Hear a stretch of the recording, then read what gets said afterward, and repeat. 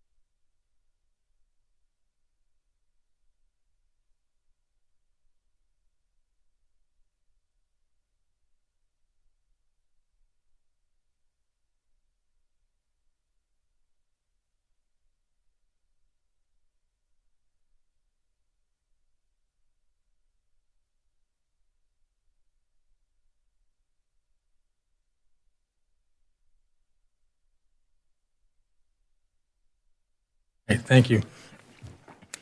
Welcome to everyone, and welcome to Glendora 2026. Happy New Year to you all. And again, welcome. My name is David Friedendahl. I am the mayor of the city of Glendora and serve as the presiding officer over city council meetings. In consideration of others and the business to be conducted tonight, we ask that all phones and electronic devices be turned down or silenced, and that you refrain from speaking unless otherwise recognized. If you are here in the audience and wish to speak during public comment, we ask you to complete a yellow speaker card and submit it to the clerical admin, recording admin, before the close of public comment. Again, this is a public meeting for the community of Glendora, and we appreciate your participation. We just came out of closed session, and at this point, I would like to ask our city attorney to read us out of the closed session. Mayor, honorable council members, the council met in closed session on two items. Both involved real property negotiations, the first being authorized pursuant to Government Code Section 54956.8 to enable its negotiators, the city manager, the city attorney, the assistant city manager, the community development director, and the housing and economic development manager regarding the property located at 1133 South Grand Avenue. And the second was a real property negotiation with respect to the property located at 1803 Big Dalton. On that item came up as an urgency item that was approved by a majority of the council for discussion, which required immediate attention. On both of these items, the council had a discussion and direction was given, but there was no reportable action taken on either. Thank you, Danny. Appreciate that very much. Moving into our invocation and Pledge of Allegiance, I'm pleased to have Pastor Dr. Michael Kordich from the First Baptist Church of Glendora to welcome us into 2026 and lead us into some great thoughts, and then followed by Ms. Tomoko Toland to lead us in our Pledge of Allegiance. Pastor, if you can please stand. Let's pray. Our almighty, sovereign, and holy triune God, we come before you today with humble hearts as we gather for this city council meeting. In this first council meeting of 2026, we ask for your guidance and wisdom for each council member as they make decisions that impact our community. We ask that you grant them clarity of thought, compassion for their constituents, and the courage to act justly. May their decisions be filled with respect and collaboration, and may the outcomes reflect your will for this city. May they submit themselves to your good and gracious commands. In the name of the Father, and the Son, and the Holy Spirit, we pray these things. Amen.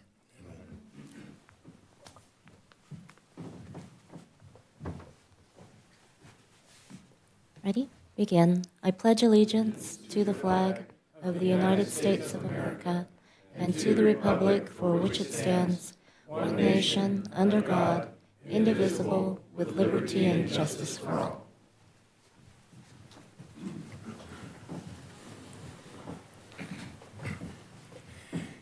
Thank you, Pastor Kordich and Mrs. Toland. Appreciate it very much.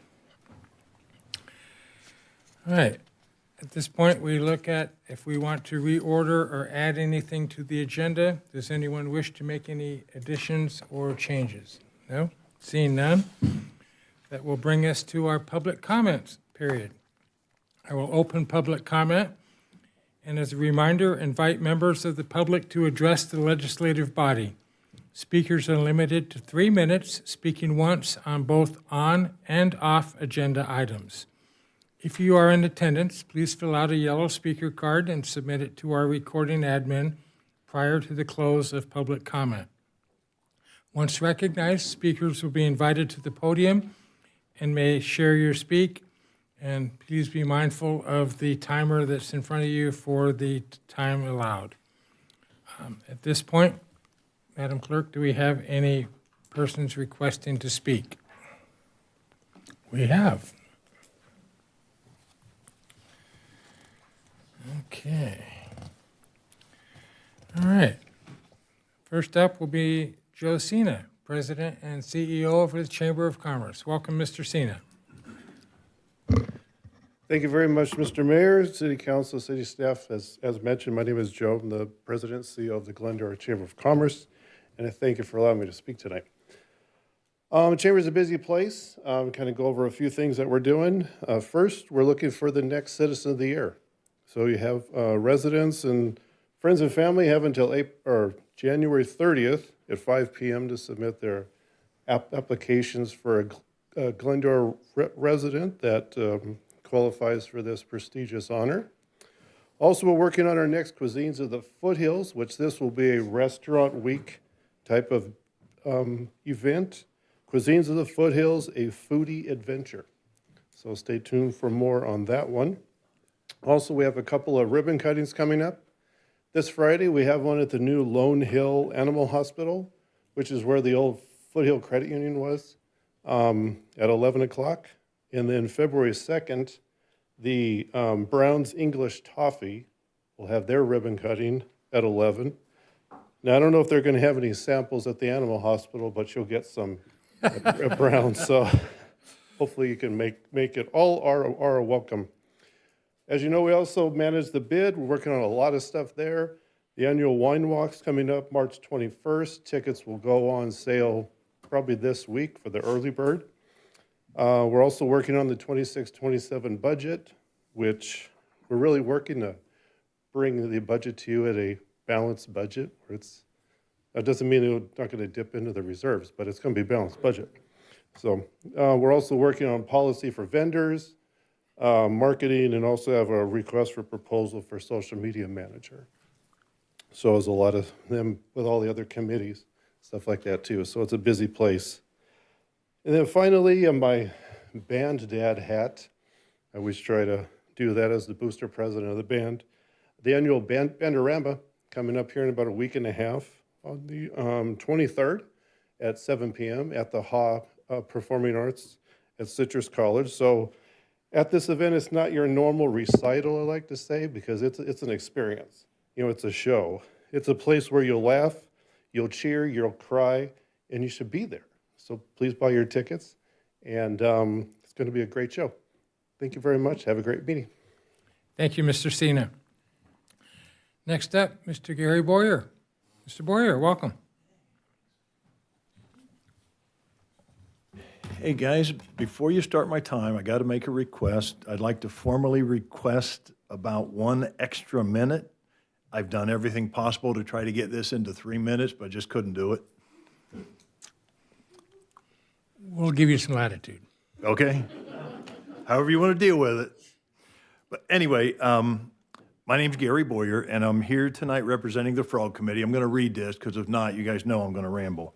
I think a lot of people know who we are and what we've been up to, but for anybody watching or anyone in the audience tonight, we are a group of Glendora residents that have been investigating and debating issues surrounding the public facilities, the condition of the public facilities here in Glendora, and we first started meeting last April. FROG stands for the Facilities Restructuring of Glendora, and that was an acronym given to us by former Mayor Lois Shade before she passed away last year. She was a member of our committee and very helpful, and as are a few other ex-mayors that have sat in those seats. So after months of work, we have chosen to give the voters of Glendora the opportunity to decide on whether they think something needs to be done about the facilities by sponsoring a parcel tax measure that will create a funding stream that would be dedicated to replacing or renovating some of Glendora's facilities, such as the library, the police department, city hall, public works yard, anyway, there's a lot of things. I think everybody here knows the mess that we have. As residents, we see the condition of our facilities, and we also see what other cities have. And we wonder why so many other cities have stuff nicer than what we have. And new facilities are typically paid for by new development. When a city has a lot of growth, you can get the money for that. But Glendora has only grown by 3,000 people since 1990. In 1990, our population was 47,000. Today, it's 50,000. And other cities also have large revenue streams, like they might be travel destinations or they might have big corporate entities, and we don't have anything like that. Glendora is not like other cities.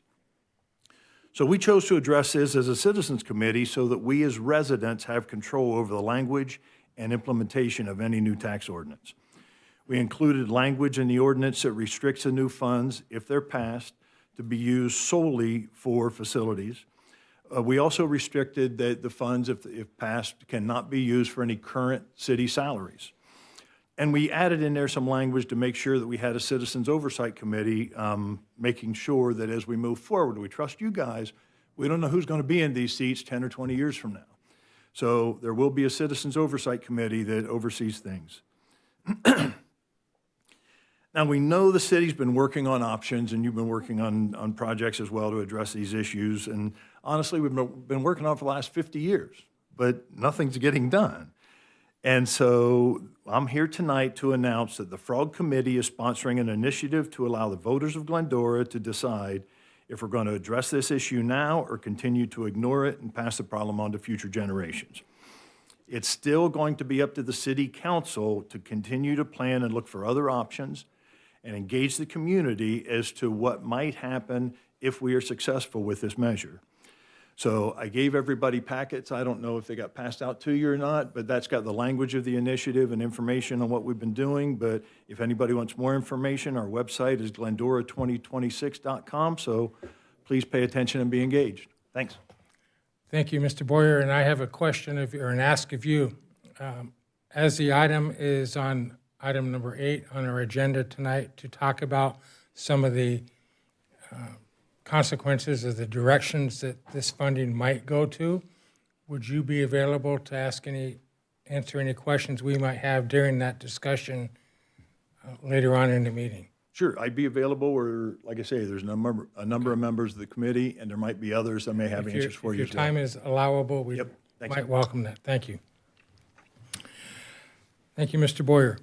Next card I have is for Mr. Jonathan Lane. Mr. Lane, welcome. Good evening.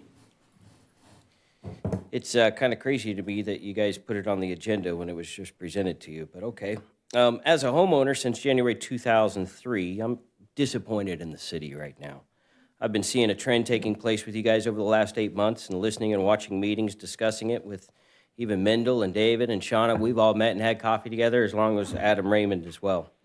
The end result is you're not being transparent with us, and you're going to have forever change the small town of Glendora, the sole reason why people want to live here.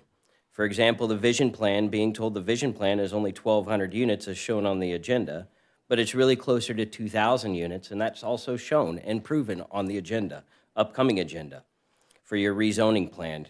You're confused on, I'm confused on the city's actions on whether it's CEQA or no CEQA. Within the half-mile radius, it's no CEQA. Everywhere else in the 19-mile square radius is CEQA. So everyone else has to do it, but not in the half-mile radius for the vision plan. We're not being a part of the amicus brief with ICA and the federal courts, not the state court. There's been no community input. I shouldn't say that. It was, but it was just abysmal. What's the rush? What are the fines for a no-build option until this is settled in the court system?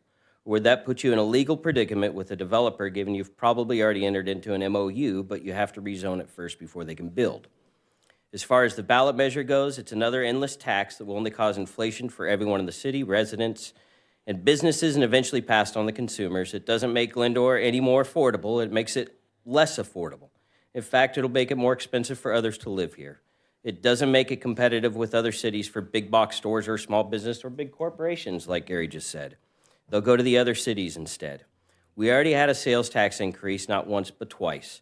Most importantly, many believe this is a group who decided to take it upon themselves to vote what matters to them, not what the actual residents want. We understand that facilities need to be fixed and repaired, but it doesn't seem like there's any long-term debt strategy, much like a Dave Ramsey financial planning, to where we tackle one project at a time. But that also leads me to the one voice provision initiated by Councilwoman Elias and Friedendahl.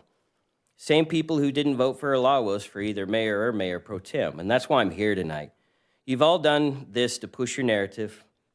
your agenda, not ours. You no longer represent each individual district, but the city.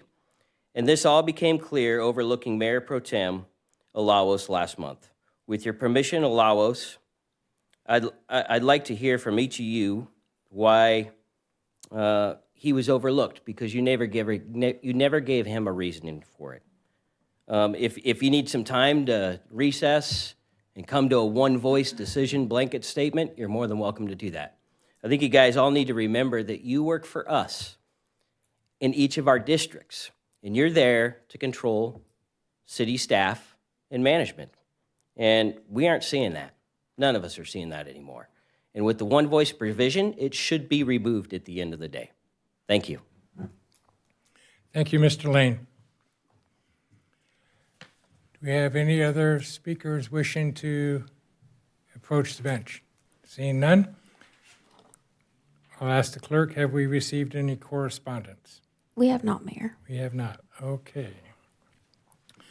Then I shall close public comment and bring it back to the member statements and invite Mr. Alawos. Thank you. Well, Happy New Year to everyone. At one of our subcommittees at the COG in the Energy, Environment, and Water, we had an update on several different items. One is our water basin. Currently, the historic high is about 295 feet, and we're right now sitting at about 245 feet, and they're anticipating another 4-foot rise with all the rain that we've had so far, without calculating any other rain coming forward. But two other disturbing issues that are happening. We're setting really well with our water basin, except for we have a golden mussel that has invaded some of the not aquifers, but some of the holding ponds that are in the surrounding areas. And it comes from Asia, and they cannot destroy it, they cannot remove it, but they can only manage it. And what happens is it gets into the grates, and it clogs things up, and it's a continual maintenance problem. With that being said, the County of Los Angeles is forbidding at the moment to have any of our replenishment water to our basins to refill the water basin. So that can be an issue. So there's going to be a letter campaign going on with a specific plan in place to be able to mitigate this, to hopefully the county will come back and say, yes, looks like we'll be good through this summer, but if we have a dry season next year, we're going to have a problem replenishing the water supply, which is an issue. Another big issue, which is a much more expensive issue, is the California aqueduct is sinking, and as much as 15 to 45 feet in certain areas. So the group that manages the aqueduct is going to the Cap and Invest fund, asking the state if they will give them $150 million for 15 years to fix this issue. And if it doesn't get fixed, we're going to get reduced down to about 20% of the water that flows through there now, because that's how much of a big issue this is.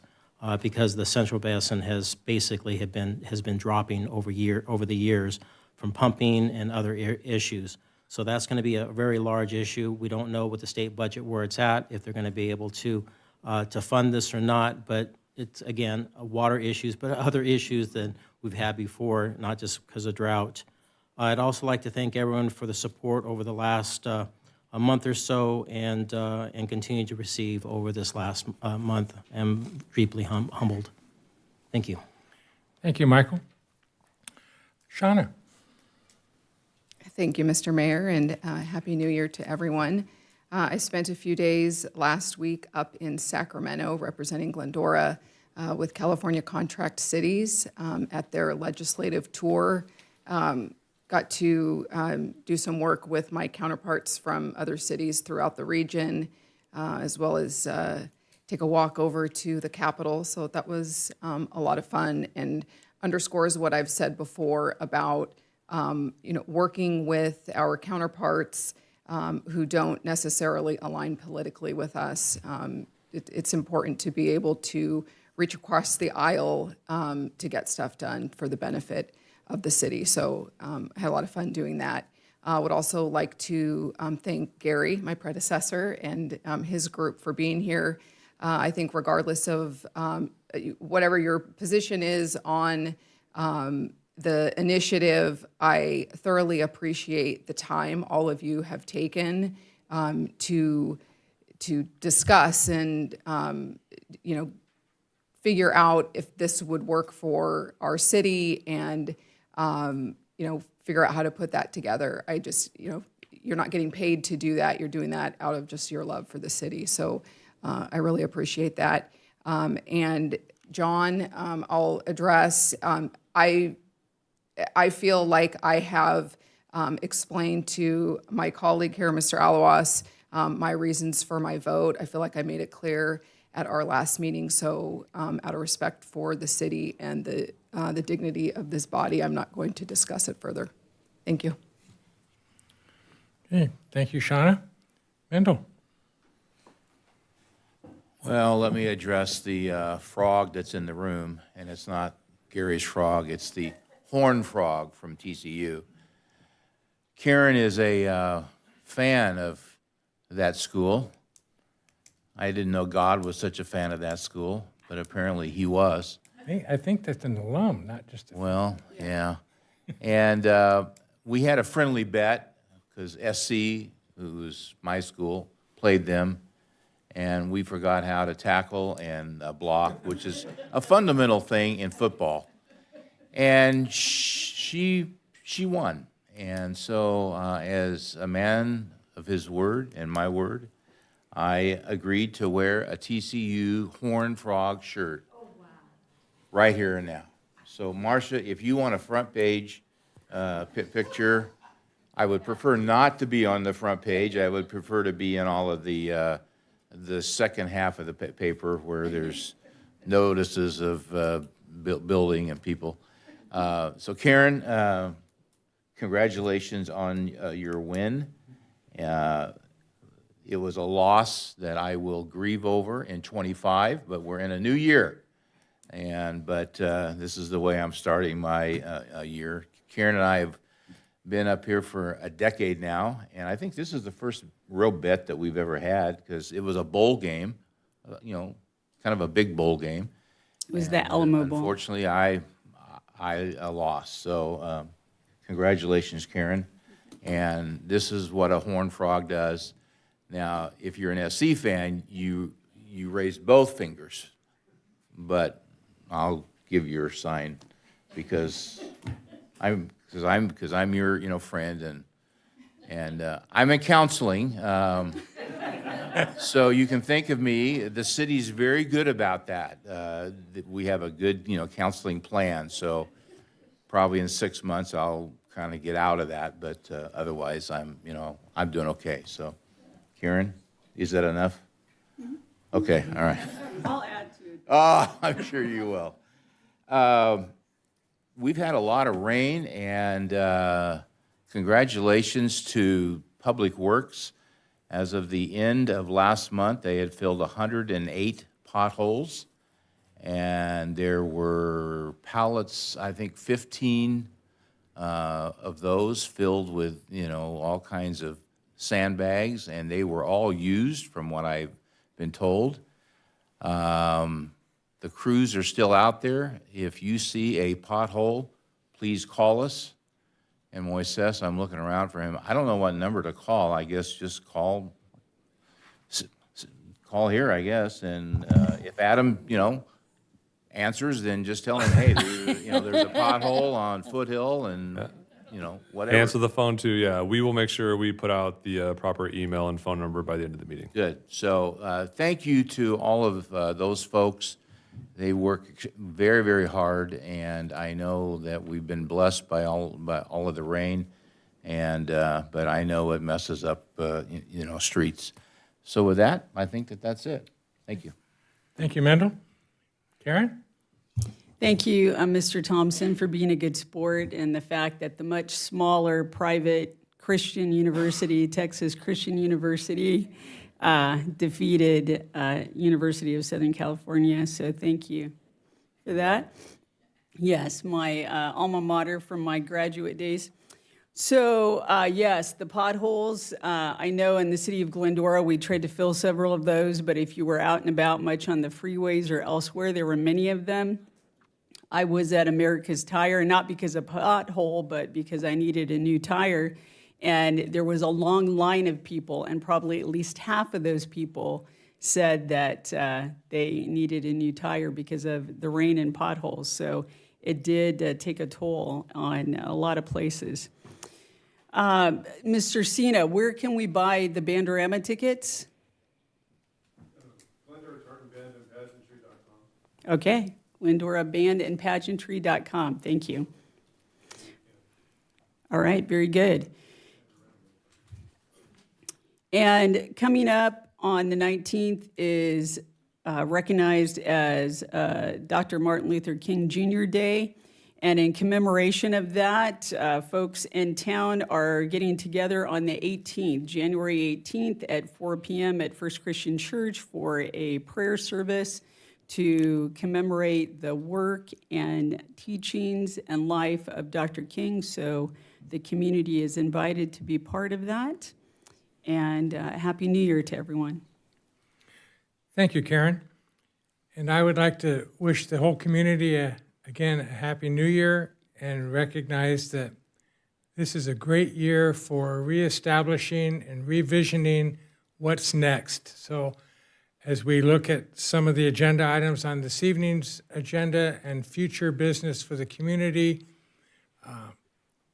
the best thing to keep in mind is much that you'll see at the first blush are visions, and the invitation to engage as a community and share and learn. We all have ears, so we all can stand to listen. There may be better ideas out there, so we're welcoming those. It's important, and we look forward. We have a lot to do this year, many things coming our way that will impact the community forever, so that we need to get those things done correctly. So with that, we certainly look forward to staff's continued contributions and effort to present us with the best information available, but we also want the community to share, and we want to listen. So please, let's do that. With that, I'll offer comments to City Manager and City Attorney. Real quick follow-up to the council member's request for a phone number. Thank you, Greg and Moises. So cityofglendora.gov/report a problem for an online problem, public_works at cityofglendora.gov if you would like to send an email. And you can call 852-4817 for a general complaint, or 914-8246 for Public Works specifically. So there you go. Multiple ways to report potholes or any other issues that you may have. Thank you. And I'm sure that was a lot of information to write down, so We will it'll put be it on out. the website. Yes, that's right. It'll be on the website, so don't hesitate to look there also. Danny? I have nothing to report tonight. Okay. Thanks, Mayor. Thank you, sir. wanted to- Michael, please. Can you talk just briefly about the app that we're working on? So part of the investment the city council's made in technology through Tyler will include a 311 app. And it's not just a citizen side app, which will locate either coordinates of a picture, or you can put in a location, but it's also fully integrated with a work order management system for staff on the back end. So we're currently working with the vendor on certain service requests and how they come across. They're not coming across into our computer system appropriately. So we are looking at a March 2026 launch date, and we'll be able to have a much more robust city app with online payment and a number of reporting issues, from trash to potholes to trees to you name it. So appreciate the opportunity. Thank you. Thank you.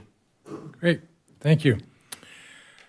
With that, I believe we've heard from all the folks that wish to, so it brings us to our consent calendar. And items 3 through 6. Items on the consent calendar will be enacted by one motion without individual discussion unless a council member chooses to pull something or have questions about that. Does anyone wish to pull an item on 3 through 6 or have any questions on that? I'll move items 3 through 6. A motion by Mr. Alawas. Do I have a second, please? Second?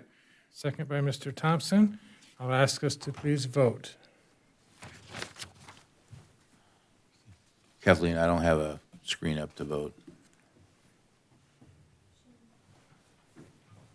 We took it away with the TCU shirt. Maybe. Yeah, it doesn't, Knew you didn't have a finger. yeah, it doesn't ever. I'll conduct oral roll call. Thank you. Councilmember Alowis? Yes. Councilmember Elias? Yes. Councilmember Thompson? Yes. Mayor Pro Tem Davis? Yes. Mayor Friedendahl? Yes. Motion carries 5-0. All right, very good. Motion carries. Consent calendar is passed. Brings us to item number 7, a status update on the exclusive negotiating agreement with Mercy Housing related to the disposition and development of 1762 Dale Road. And presenting this evening is Economic Development and Housing Manager Tiffany Chu. Welcome, Tiffany, and Happy New Year. Yeah, thanks. Thank you. Good evening, Mayor and City Council. Tonight, we will be providing a status update on 1762 Dale Road. As a reminder, the site we are talking about is just over 2 acres at Dale Road, just north of Arrow Highway. And the city acquired the property back in 2023, and through 2024, the City Council provided direction on the site, obtained development proposals, and selected Mercy Housing. In July 2025, City Council approved the ENA with Mercy Housing. The ENA, or an exclusive negotiating agreement, is a time-limited agreement to plan out the project. We are currently in phase 1 with a 3rd extension on the ENA. The first phase focuses on the draft concept plan and community outreach. An ad hoc committee was formed to identify project recommendations. Meanwhile, the second phase focuses on entitlement processes, negotiating the necessary legal documents, and finalizing the project's final structure. And so the ad hoc committee met 5 times from July through November 2025. The committee consisted of council members Davis, Alawas, and Mercy Housing staff and city staff. They reviewed affordable housing and permanent supportive housing fundamentals, visited a Mercy Housing project, looked at homelessness and population data, and learned about resident services and turnover while developing a community engagement plan. All of these discussions helped identify a draft concept plan, the unit mix, population to be served, and affordability levels. The proposed development includes 75% general affordable housing and 25% permanent supportive housing. Key considerations includes population compatibility, operation and maintenance costs, stabilization timelines, case management needs, and funding source requirements. The committee also discussed 2 draft concept plans shown before you, Option A and Option B. These were evaluated in terms of design, functionality, and ability to integrate the target mix of unit types and services. Mercy Housing also developed a community engagement plan. They have been talking with neighboring property owners and stakeholders to understand their perspectives.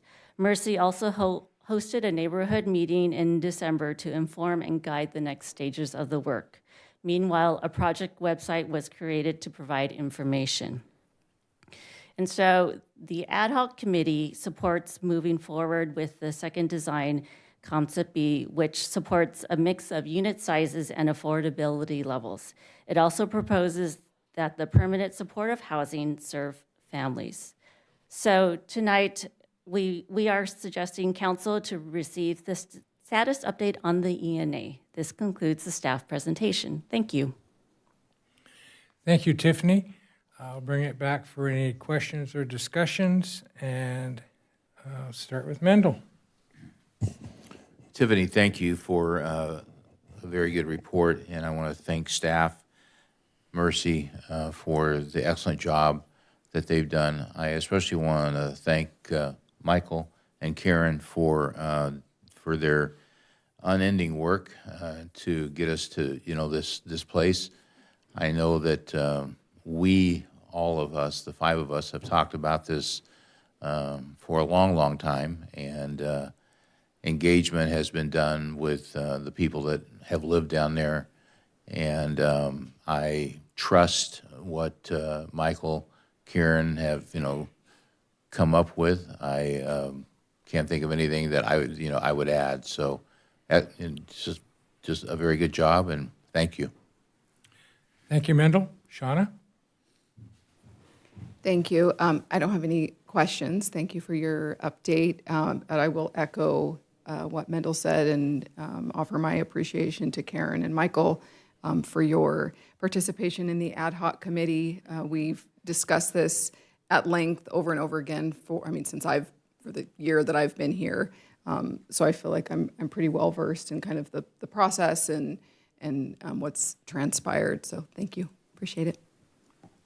Thank you, Shauna. Michael? Thank you, David. Mercy was actually really nice to work with, wonderful to work with. In fact, if you folks can maybe stand up and let everybody know that you're in the audience, you're in the room. And a certain nun over there didn't give us any Catholic guilt, so that was good as well. It was a process that we went through. We were working diligently on the mixture of the folks that would be inhabiting this. David and I had some really strong ideas as far as who should be there for the throughput and things of that nature, but as we were encouraged that we can do all kinds of things until we got to the end and found out there is a prearranged formula for this to work financially, which there is, but it landed really well.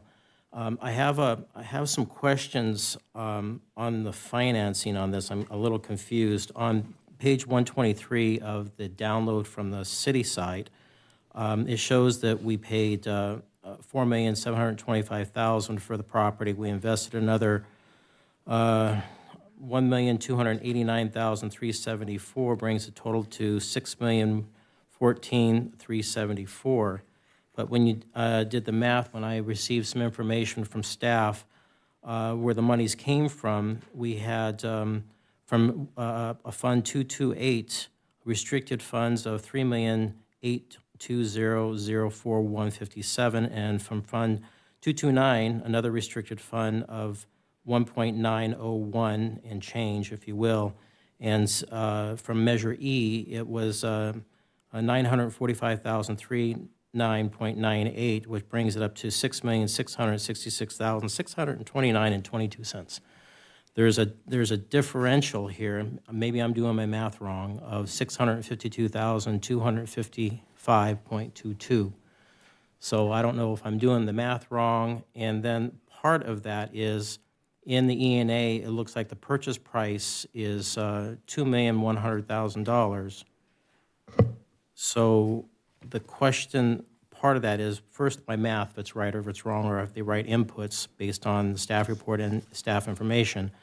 And the money that we're going to get back, I believe the only money that we can actually reprogram back to us would be the $945,000 because that's unrestricted.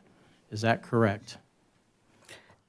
So the sale profits, yes, that will go back to the city's general fund for use. My understanding with this property and the sale and the purchase was that this was intended for affordable housing, and some of the funding used was actually tied to housing authority funds, which had to be used for affordable housing. And I know I see Moises back there, and I know you guys had an exchange earlier with some of the specifics, but just to reiterate on what Tiffany said, the city council, when we were discussing the financing and available funds, were unanimous in their approval that the funding sources outlined were to be done because a lot of the affordable housing funds are one-time only funds. So a portion of them were grant funds that we had, which started the entire conversation, as the council remembers. And the second portion were some one-time funds the city received as a development deal for the William Lyons development, I believe. As homelessness and stopping homelessness was the top community concern, the city council at that time decided to use the Measure E funds, which we have received back in their entirety. So I would characterize more of the affordable housing as an investment for a project to meet a need in our community, as opposed to not getting anything back for those funds. Moises, do you have any clarity? I know the staff report that council members talking about does not have specifics in the financial impact section as this relates to more of a general update, but do you mind providing some information there? So you are correct. The larger number is in fact what we expended. So it was not just the site acquisition costs, it was also the closing costs and the demolition and all of the environmental remediation that we had to do for the site. You'll recall we had quite a bit of lead-based paint on the property that had to be remediated alongside a substantial amount of asbestos, both that we saw above ground in the building or was evaluated, and a significant number of asbestos-laden materials below ground that we discovered through the demolition process. So outside the $900,000, the rest of it will be a grant to the project from the city? It will be a write-down, that's correct. It will be a credit to the project, and I would defer to my friends from Mercy to give you a much more in-depth calculation or explanation, but it will be a credit to their tax credit application as a write-down for the property. Okay, there was some talks early on that we would get some residual years out, but I don't see that anywhere in the ENA. No, that is, the information that I shared with you is what was ultimately decided on. Okay, so this is it. The 2.1 million, that's what we're going to get back? That's correct. And so on the balance of that, since it's restricted funds, will go back into the housing fund?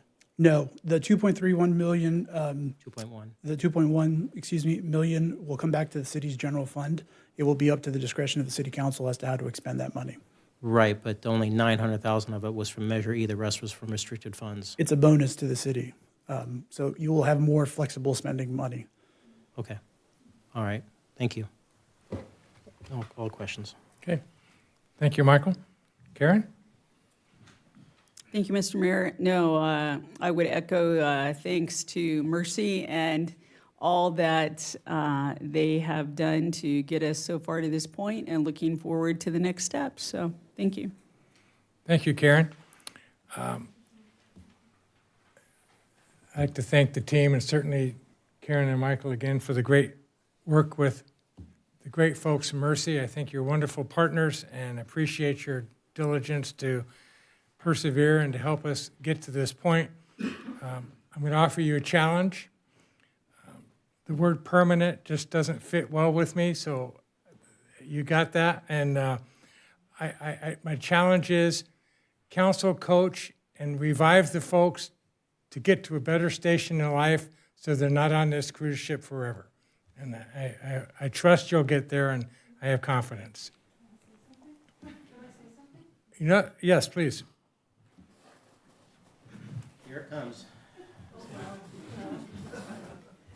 I haven't been so diligently told yet, so I'm ready. Yes, ma'am, welcome. Thank you. Thank you. Thank you. Thank you. Thank all of you. Thank the community. Heard. We will change the words, not for the applications because there's rules, but we will change the words. But I have been dying to tell you this. Our average at Mercy Housing, in all of our housing, all throughout the country, our average length of stay is 7 years. So people move on all the time for all different reasons. Some die, happily, mostly, but you know, in good housing. But families are able to buy homes, they're able to improve things, and the important thing is that the second generation. So here's families that can't get stabilized, their kids get to be in one school, and they get to stay in that one school. And they're the ones that then do the next thing and then make more and then move on. So if you think of it as a double generation, they're definitely not just staying and they're not permanent. So it's the double generation piece I want you to hear, that actually moves on. And I was shocked. 7 years is the average length of stay. So people are moving on. You know, they don't generally stay forever. So important for you to know and feel better about. Thank you. So for David's edification, how many times did that topic come up? Probably every meeting? 5 times 5, 25. Roughly. Well, thank you for the personal share. I appreciate that. That is encouraging news. And the second generation, that's really that's the important. value. That's very good. Yeah. Because we have some great successful projects in town, and I don't want to discount those, but that's a good piece. So thank you very much. Beyond that, I don't have any other questions or comments toward this, and I will look for a motion. I'll move to item 1. receive and update our agreement. Second?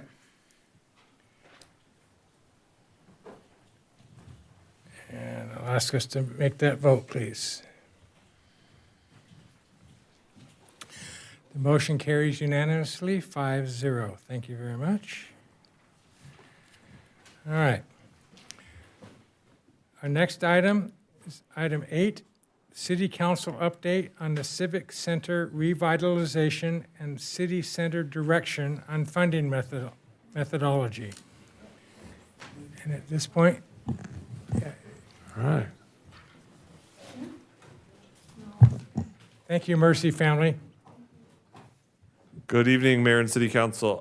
The presentation before you this evening is a little lengthy. I apologize for the length and the 3,000 pages of attachments that are in there that represent about 3 years' worth of work of this body.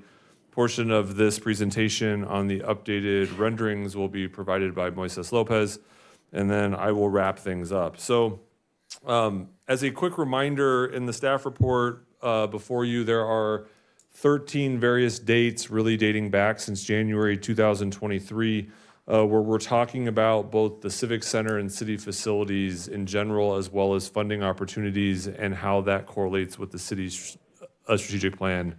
Really quickly, and we'll get into a little bit more detail on the recommendations on 3 key items which are attached to your agenda report later. But in January of 2023, the City Council approves an agreement for a structural assessment with the library.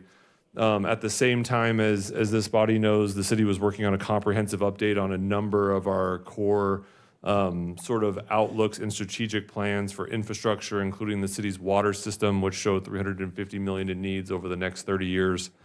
In January of 24, the City Council was provided an update in the presentation on the structural assessment, where we talked about the deficiencies in something called torsion and the historical failings of the footings of that building.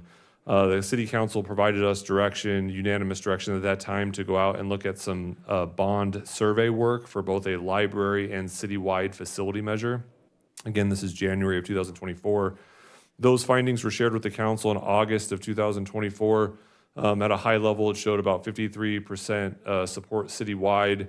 In November, during that election cycle, ACA failed, which would have lowered the property tax threshold to 55% for cities and counties, the same as school districts. In February of 25, based on City Council feedback, we provided at a mid-year budget update an assessment of the current facilities, which showed a $50 million deferred maintenance and what we estimated to be about a $250 million need citywide in facilities. In March 2025, we had a comprehensive update on all capital project costs, revenue measures, and facility needs. The City Council provided us some unanimous feedback and requested some Civic Center cost estimates and some renderings. In April of 2025, the city unanimously approved its strategic plan, which included 3 specific actions that are before you this evening, including funding methodology of a civic center renderings, and a space planning effort. In June of 25, we had a comprehensive update on city facilities, again, based on City Council feedback, which included information on potential revenue measures, both a parcel tax as well as a GO bond. And we also talked about the history of land use in this city and the city's historical capital costs, which often showed a doubling of costs since 2019. On September 25, the City Council provided feedback on the renderings, which are back before you this evening. And in December of 25, the City Council approved the DLR group amendments. We have said this before at this body and at the library board meetings and other meetings, and we have been here before. The city having a discussion not just on the Civic Center and its facilities is not a new conversation. In fact, cities across California and across this country have them all the time. In 1963, the Civic Center visioning plan was done. They provided 3 options for the City Council and community conversation and consideration that focused on both current and future community needs.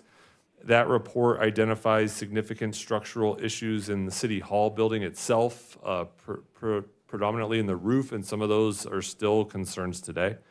And this occurs prior to the building of the current library structure, the conversion of this building, which was the library, into a council chambers, and the police station being built. I should note that the police station was built, and this plan was done in 1963. The police station is built through a voter-approved initiative in 1965. A library-specific measure actually fails in 1955, but funding is done through a pre-Prop 13 process in 1969, and a voter initiative is not done. The city essentially takes its fire department, gives it to the county, who raises property taxes to pay for that fire department. The city takes the excess capacity of its property tax revenue, enters into a joint powers authority with the school district, and through lease revenue bonds of its excess capacity property tax, builds the current library today. That essential financial arrangement cannot be done post-Prop 13. So here's a look at one of the options that the city was presented in 1963. Shows the library currently where we are, shows a specific council floor on the second floor. The second floor of City Hall used to be the original council chambers, which is why that's there. It shows new city buildings and a police administration building where the current library building is.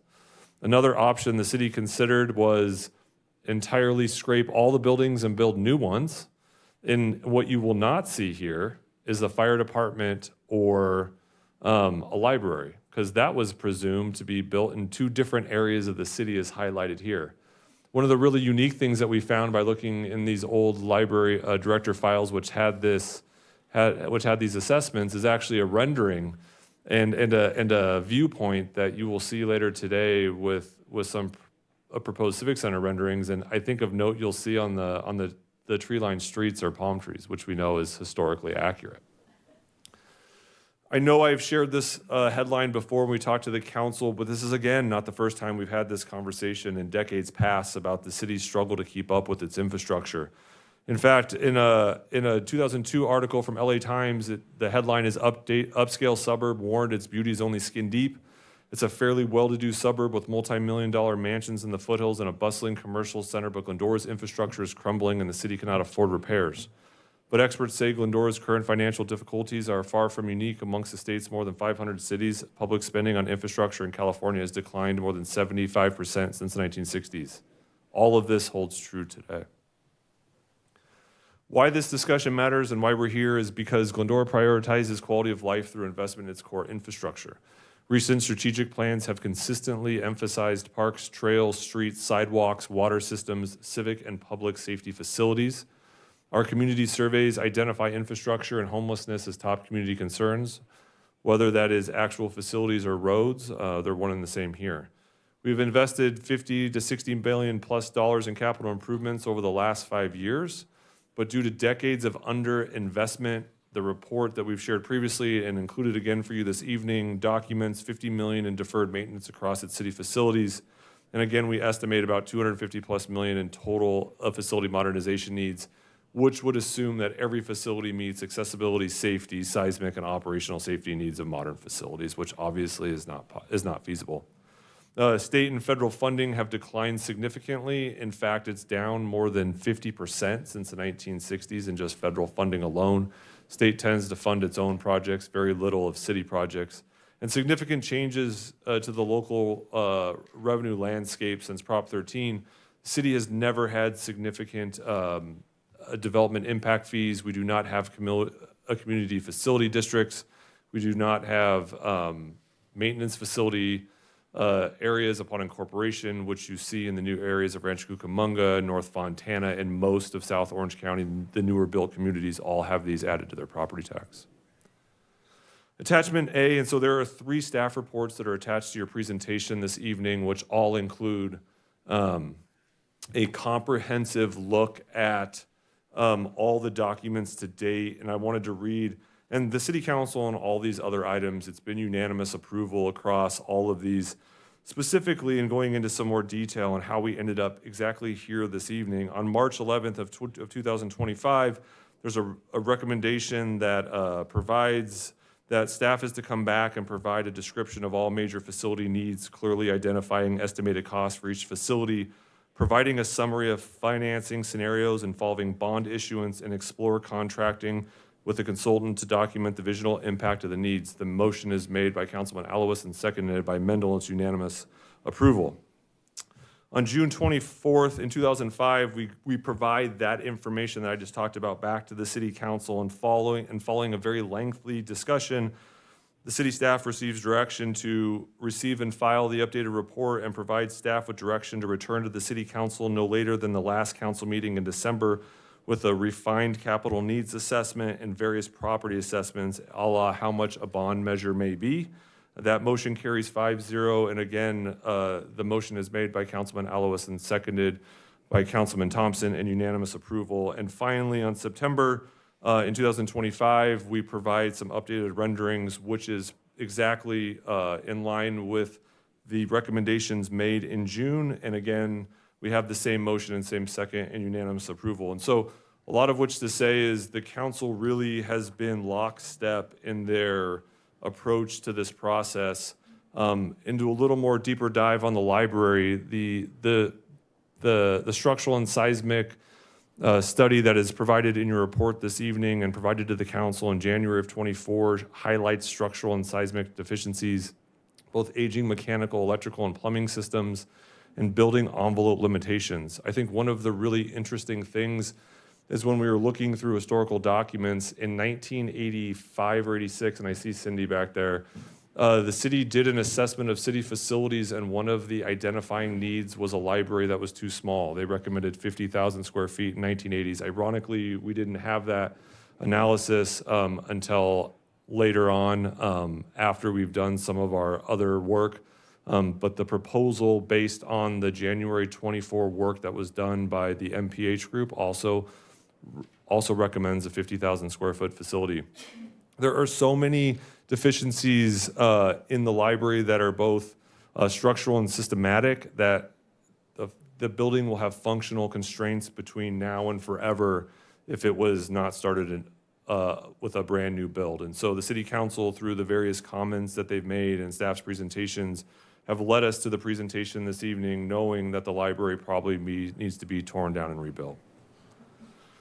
City councils recognize that addressing one facility alone creates long-term challenges. City Hall, the police and community centers, public works yards face similar issues, not just the civic center issue. Direction was provided to staff to explore funding options, align investments with the community priorities, and conduct a community survey on potential revenue measures, which were done. The statistically valid community survey performed by True North Research, which is both available on our website and in your packet this evening, showed strong values placed on infrastructure investment. It showed support for a citywide measure for current facilities to upgrade them. It showed less of a support for library measure only. This is below the 2/3 threshold probably for a city-sponsored bond, information we shared in January of 2024. And the study reinforced the need of public education and transparency throughout this process. In Glendora, our facility streets and utilities are largely built in the 50s to 70s when we saw our rapid expansion. In previous studies or in previous information we've shared with the council, we've showed the historical population changes. And really post-World War II suburban development patterns, not just a Glendora issue, but all over the United States, has a higher infrastructure cost per capita. Streets are more expensive to pace, large estates have more streets and therefore more expensive to replace those streets. And we really have a lack of ongoing revenue to maintain and replace streets and roads. It's not just a city issue here in Glendora, but an aging infrastructure across the entire United States. There's limited development impact fees that we shared about earlier to replace those city facilities, and we have a limited commercial tax base, although we do have some vacant shopping centers. Water system alone, as we talked earlier, requires $350 million over the next 30 years, but facilities remain needs remain, although substantial investments have been made by this council pursuant to its strategic initiatives over the last 5 years. Measures E and Z, significant grants and strategic use of capital funds pursuant to that direction by council have enabled more than $60 million in investments since 2020. We have programmed $108 million in future projects. The city's construction costs have often doubled since 2019. When we showed, for example, inflationary factors among the city and governments in general, the construction-based CPI has increased twofold based on normal consumable goods since 1950, which means current dollars now go less far than they did previously, and there's less money to go around. The gap of what between resources and needs continues to widen and has so for decades.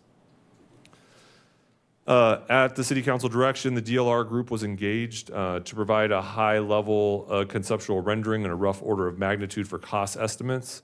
I'll ask Moises Lopez to come up and walk through the rest of these sides, but the scope of their project included a library, police, and city hall, council chambers, and parking lot. Urban design considerations were provided to Glendora Avenue, first last mile improvements, which council's already seen and approved the conceptual layout of, and the village and Metroline connectivity. So I think you can use the computer up there.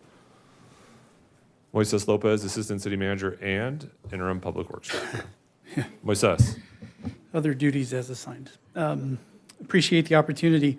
So just a little bit of background just on the work that we've done with DLR Group, following City Council direction to create a much more conceptual concept of what a new library would look like and how it would relate to the Civic Center and all of the improvements proposed both for City Hall as well as the Police Department. We worked with them over a couple of months to review as-built drawings, to conduct site visits. They reviewed all of the space needs assessments that we had in hand, as well as reviewed and incorporated the prior library structural analyses and the visioning work that was associated with the work that MHP did back in time alongside several stakeholders, including council members and Board of Library Trustees. So as part of his work, as Adam mentioned, through the historical recount of all the actions and discussions the council has taken, DLR Group not only prepared a rough order magnitude cost estimate for the conceptual project that was included as part of an attachment, but it also gave us costs for each of the facilities. Again, this is just a conceptual framework upon which we were to have a conversation and initiate that more public, robust discussion about where we should prioritize our investment when it comes to the city's facilities. So I will start talking about it. All right, I'll start with the rough order construction cost. DLR estimated that it would cost for the Civic Center concept that was presented to you approximately $125 million. That's not the cost if we were to build it today. That's actually less than that. If we were to build the project currently, it would cost $108,500,000 or so. The reason that the cost is elevated to 125 is because of our anticipated and estimated escalation to all of our material costs moving forward to a midpoint of construction, which we anticipate, if everything moved along nicely, to be in July of 2028. The number also includes approximately $9.8 million for phasing and occupancies, assuming that we would maintain all of these facilities open to different locations and the costs associated with keeping city operations continuing. Again, this is just a high-level estimate. There's a great deal of variance that will come to fruition if any measure or action the City Council takes comes to fruition. We would anticipate continued and extensive community feedback. We would have to evaluate these costs again in the context of the market conditions when we're ready to move forward and refine the plan details. I do want to highlight a specific excerpt that we had in the staff report in September, just really to underscore that this concept serves as a starting point for the community's conversation, giving residents and stakeholders a shared framework to react to, discuss, and shape. When we throw out numbers like $125 million, which is approximately half of the $250 million, in modernization needs that we estimate, it's hard to actually conceptualize what that translates into building envelope. And so, again, this is just a conceptual rendering of what it would look like if and when we had $125 million to improve some of our facilities. The renderings, again, conceptual and exploratory. That is the word of the day, conceptual. Emphasis on clear assumptions. We want to make sure, as I mentioned, that there's a great deal of cost uncertainty moving forward and considering all of the phasing operations and ultimately our primary responsibility to be fiscally responsible of the public resources that we're lucky to be stewards of. A couple of comments relative to the design that we heard when we initially presented the concepts in September. A lot of folks felt that the City Hall's historic character and architectural style wasn't necessarily well reflected in the initial design. And part of it was by design, to be candid. When you have a historic building like we do, there are rules in order to preserve its historical relevance. And the first thing you do is you don't surround it by a bunch of buildings that look like it or that are made to mimic its architectural style. You actually reduce its historic value if you were to do that. That being said, there are elements of this building's architectural language that we could replicate in a modern setting and modern building so that it becomes a much more cohesive language across the Civic Center campus. Quickly go over some project details. City Hall was constructed in 1921. We would be proposing as part of this concept a 9,000 square foot addition that would include the demolition of the building that we're currently residing in, as well as the connector hallway between it and the historic City Hall, as well as the office space that currently houses community development and public works. The library, the new would be a new building. It would be approximately 50,000 square feet. That figure, again, is based on the visioning process that was undertaken by MHP, and I'll actually show some of that information in a couple of the new exhibits. The plaza area that would be located where our current parking lot is would be approximately 24,000 square feet. It would have amphitheater seating and kind of built in a way to facilitate some continued community event space out in the open. A police station includes an 8,000 square foot addition and including some additional parking spaces within their fence line for all of their vehicles. And then we are proposing a parking garage, 3 levels with one of the levels below grade for a total of 202 new parking spaces, or total parking spaces, excuse me, which would be just to the east of where we're standing over the Vista Bonita parking lot, surface parking lot. So with that, I'll start with the site plan, if you can follow. There we go. So here you see the new parking structures, 76 stalls below ground and 126 stalls on ground level and floor 2. City Hall would remain in its current location. It would be renovated alongside some expansion area here. This L-looking structure here is would be the new library. This building is set back a little bit further from the street to accommodate some of the grade difference and also create some more private, open public space behind it in the plaza areas. The street improvements that you see here are based on the conceptual design of the first last mile improvements that Adam mentioned, as well as the police department in its current location alongside an additional 8,000 square foot addition here. One of the questions that we received was, do we need a 50,000 square foot library? If we need 50,000 square feet, where does everything go? And so this blocking and stacking diagram is intended to show the ground floor level and the second floor level of the proposed library. You'll see that it identifies I will start off here, which would be the plaza level. Glendora Avenue is here situated. This would be the new Bidwell Public Assembly space. We would have some customer-driven workspaces on this leg of the building, as well as some back-of-house or fulfillment center services and spaces. While we anticipate that the plaza will be used extensively, kind of building on the programming that we already have on the plaza, on the Bidwell Plaza, we also thought it would be a good idea to create some commercial kitchen space here so that those events could be catered as we do typically, as an example for Night on the Plaza. The gray spaces are infrastructure, so all of the back-of-house operations, as well as some additional flexible future spaces fronting along Glendora Avenue. On the second floor, the upper level, you'll see kind of the main entry way there. We've got what are called public and private meeting rooms. We've got public access technology, our computer spaces. We have a physical content showroom, that's where the books go. As well as some additional infrastructure and mechanical equipment on this side, on this wing of the building. Fronting again on Glendora Avenue, you'll see some additional private and public open spaces for what are termed library-mediated public workspaces, some indoor main leisure space, small private spaces that could be rented, as well as an outdoor plaza here on the second level closest to City Hall. Again, these square footages actually reflect the actual square footages that were identified as part of the visioning process that was undertaken by MHP. That was as a byproduct of all the structural assessment work that they conducted on behalf of the city. a similar type diagram for both the police station and City Hall. This one has a little bit less detail, only to, as we haven't really had any discussions about what goes where, outside of some things that we know we want to do to kind of help facilitate the provision of services for our community.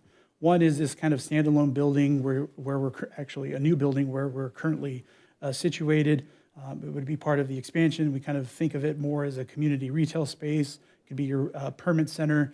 It would be directly accessible from the parking structure, parking area, so that the distance that an individual would have to commute basically from their car to the office would be minimized. There would be some City Hall expansion here towards the backside, as well as an expansion of what's called the plaza area, or what we consider currently our basement area. We think that that's a great opportunity to consider not just an expansion of office space, but a potential future council chambers that would open directly into the plaza, so that when we have crowds in our chambers that exceed our current capacity, it would be more it would be easier for us to kind of set up some tables, chairs, and television screens for folks to be able to watch. All right, this is a rendering from the corner of Glendora Avenue and Foothill. Again, you'll see City Hall here kind of as a reference point. Foothill is here, Glendora Avenue is here.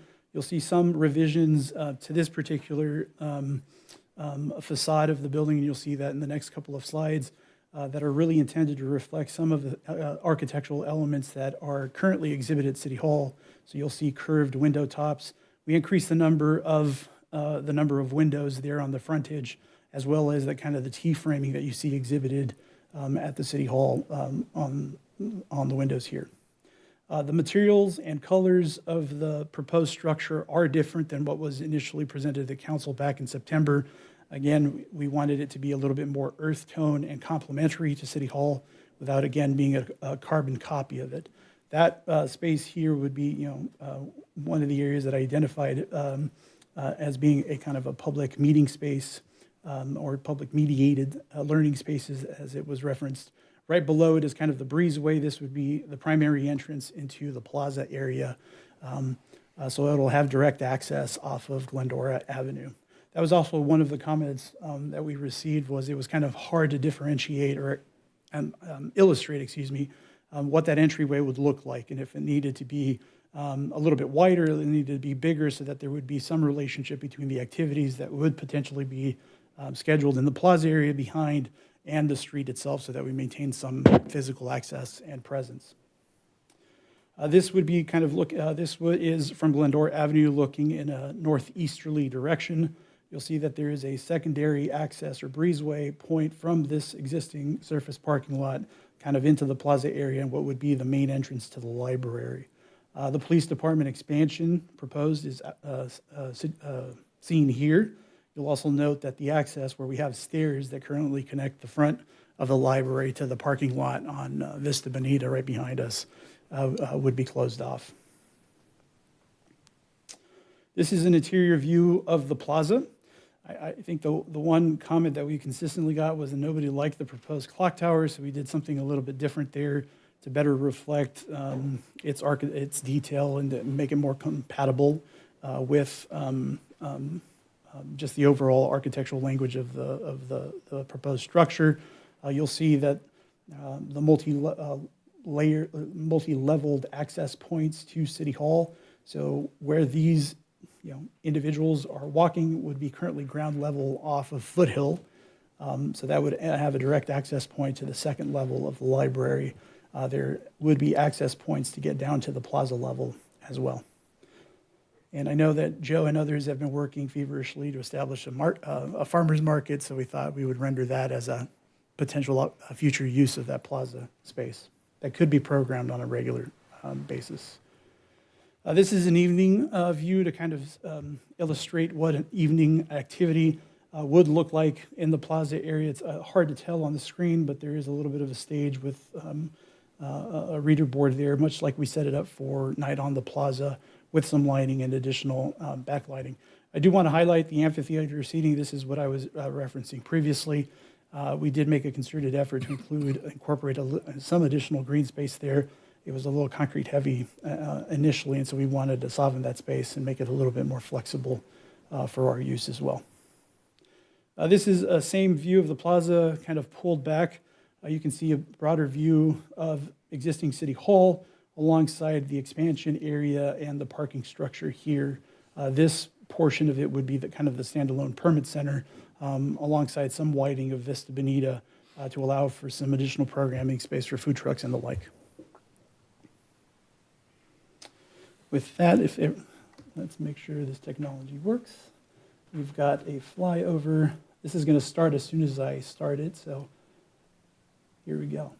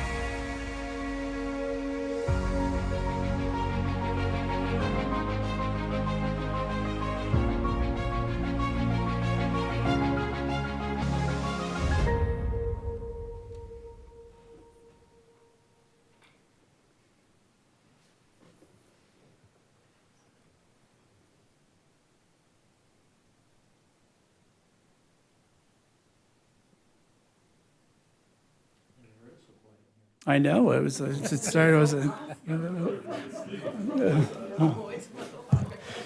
the only thing I'll point out is one of the other comments that we received was that the scale of the proposed library building looked so much larger than City Hall. And I think the animation in particular does a really good job of better defining the scale of the building in relation not just to the street, but also all of the surrounding buildings around the Civic Center campus.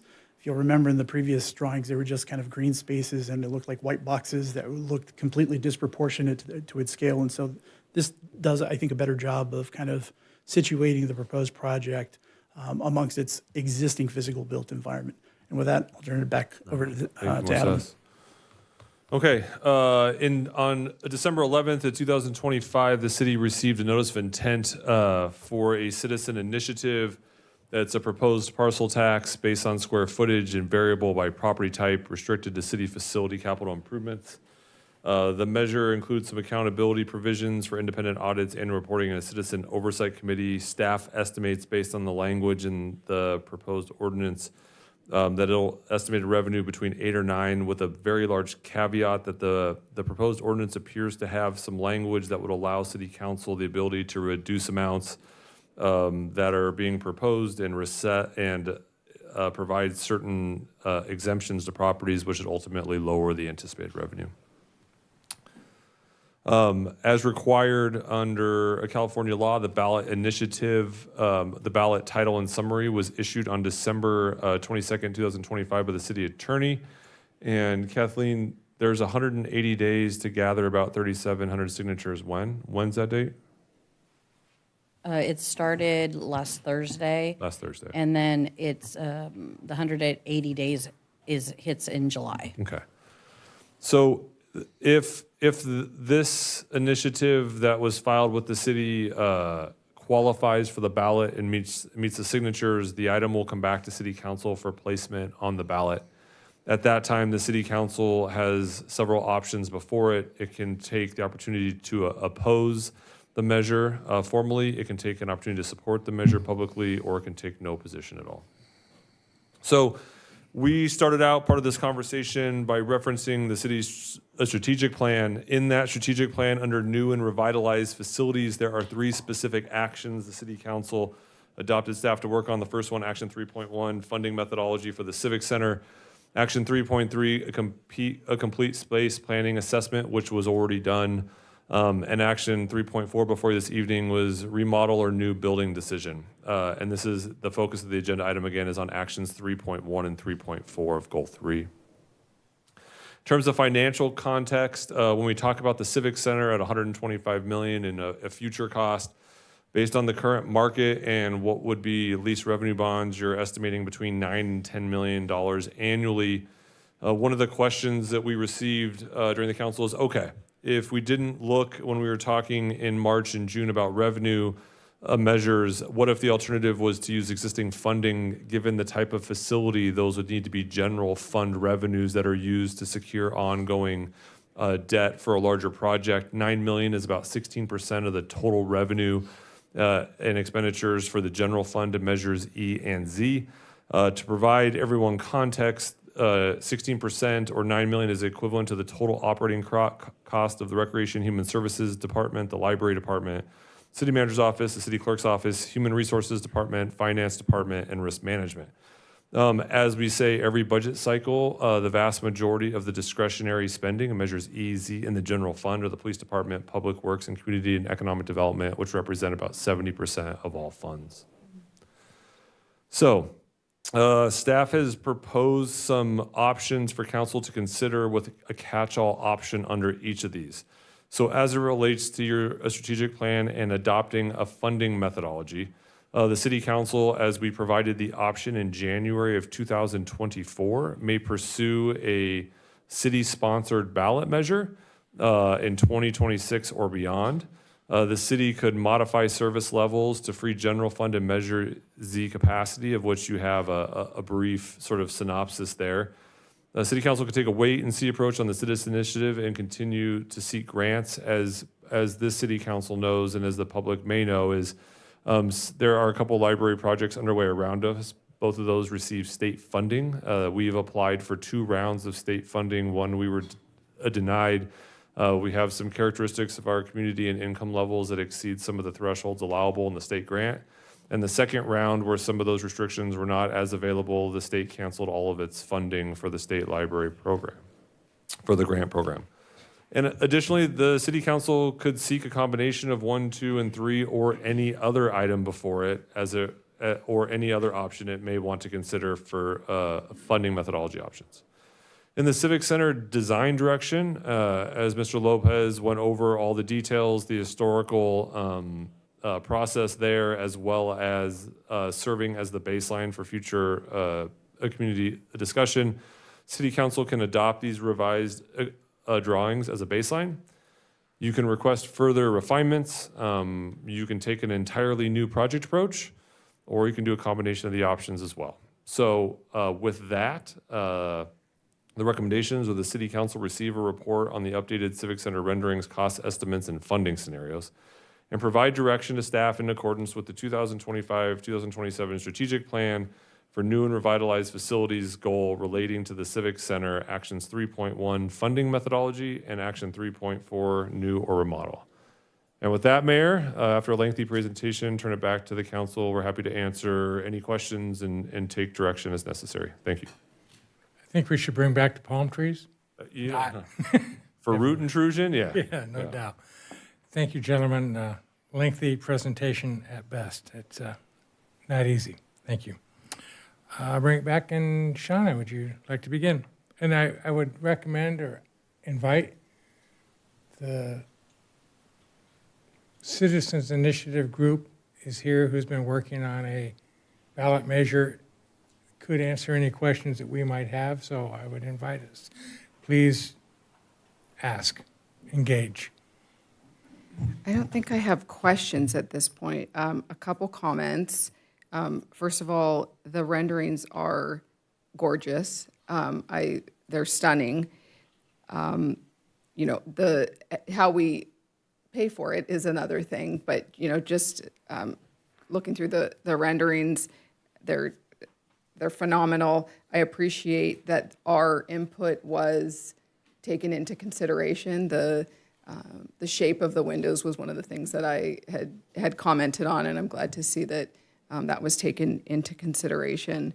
So I think it's really exciting. I hope that we can figure out a way to make it work. I think our city deserves to take our civic center into the future. There's a lot of talk about the state of our facilities, and I think that our city deserves to, we're kind of at a fork in the road right now. Do we spend a lot of money to maintain status quo, or do we spend even more money to modernize and really rethink this entire area?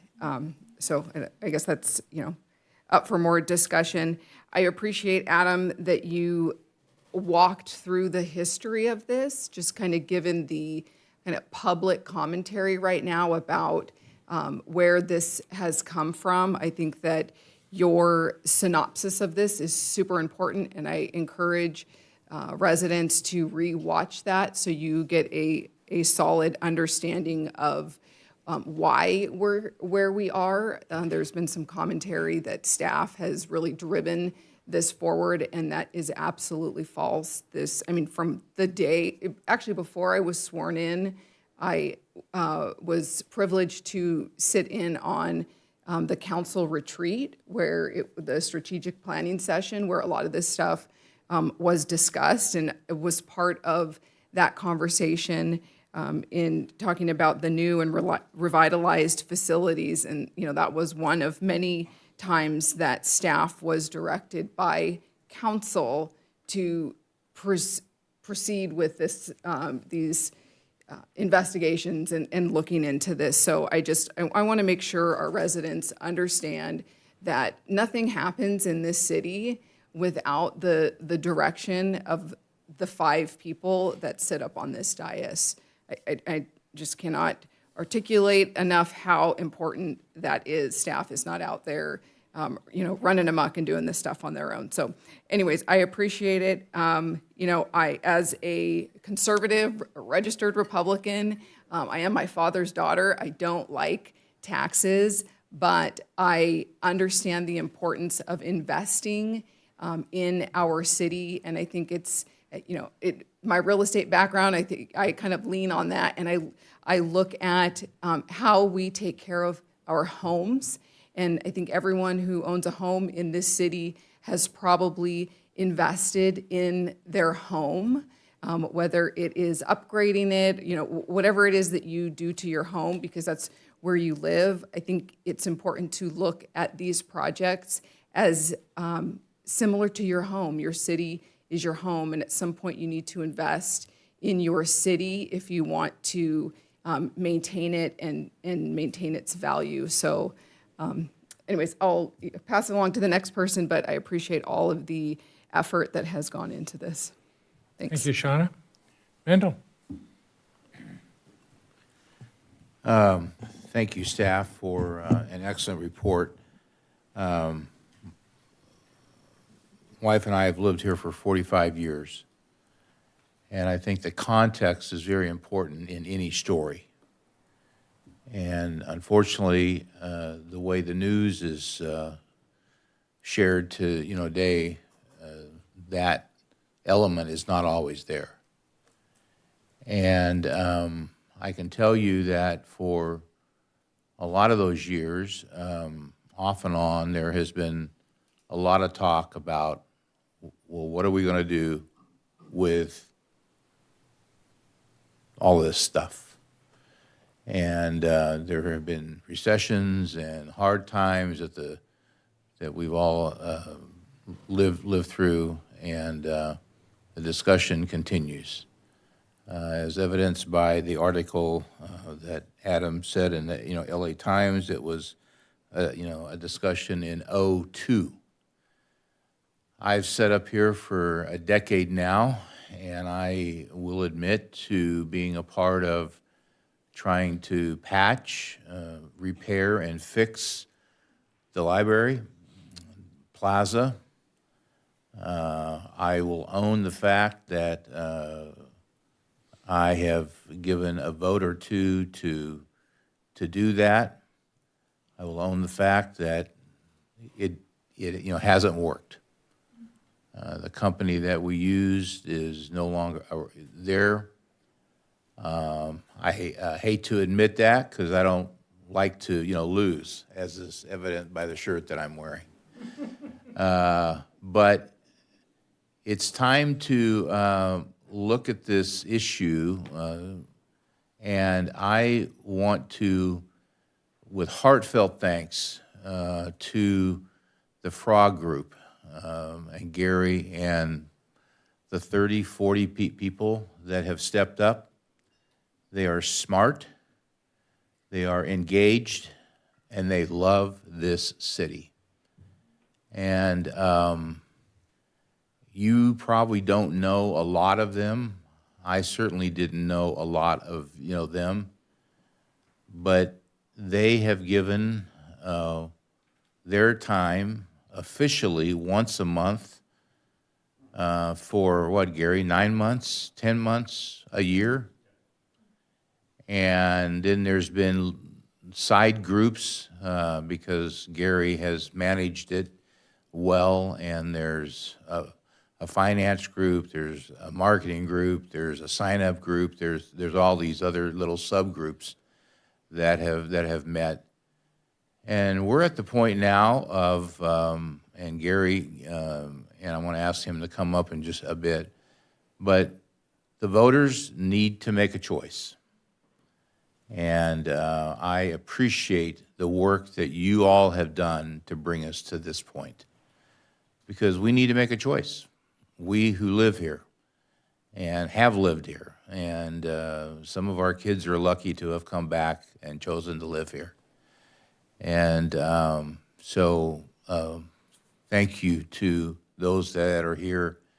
And Gary, I know that you've left this fire and jumped into that fire.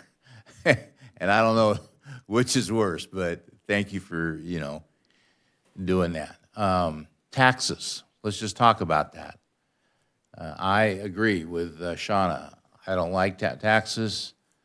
I think we're overtaxed in many ways. I know that our state is one of the highest tax states around. But there's, it's true. We've had a tax increase on Measure E and Measure Z. That's not an Adam tax. That is a voter tax.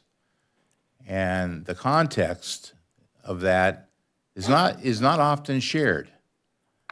It's, well, we've been taxed twice. Well, we, the people that voted, have voted to tax ourselves that, because the sales tax would have gone to either county or to the AQMD. And I love both of those groups, small L, not a large L. But I think we have made a smart choice, knowing that that tax was going to happen. We kept that tax here.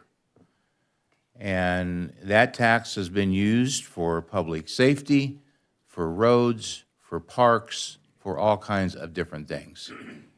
And I have said from up here many times, thank you to those people who said, I know the tax is going to happen.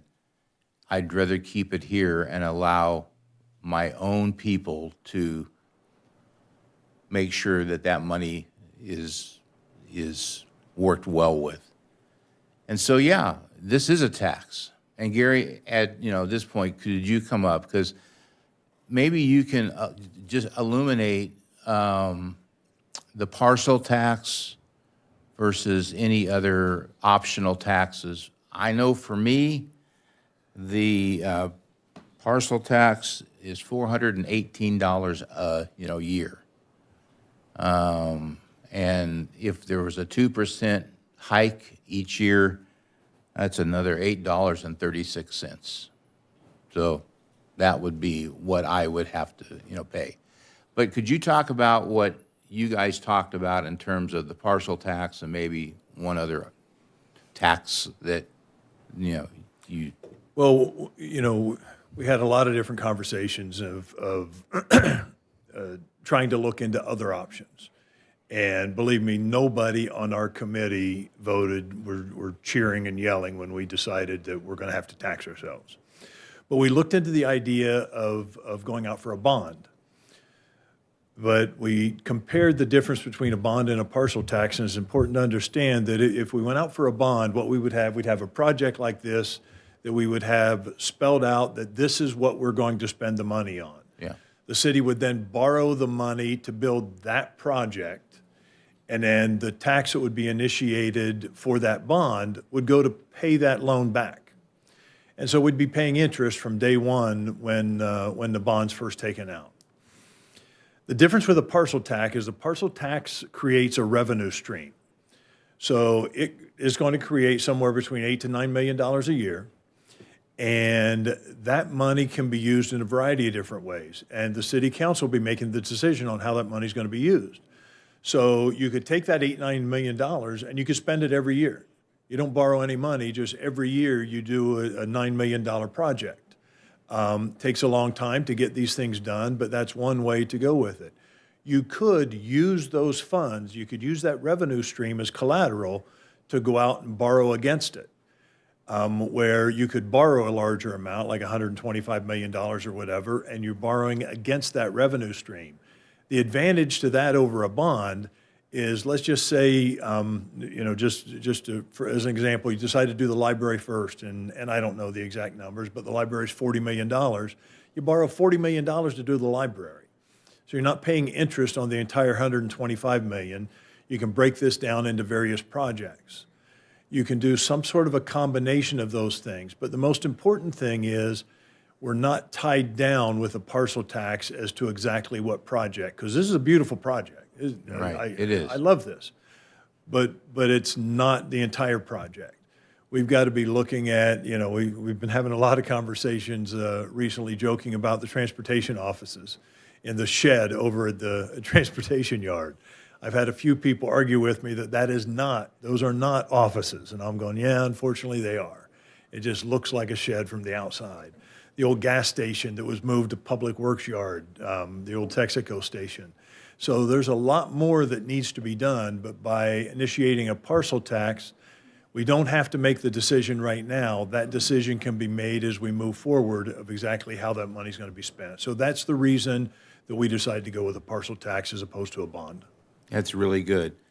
Taxes, I know that, at least I think you said this, that we're the second lowest taxed city within the area.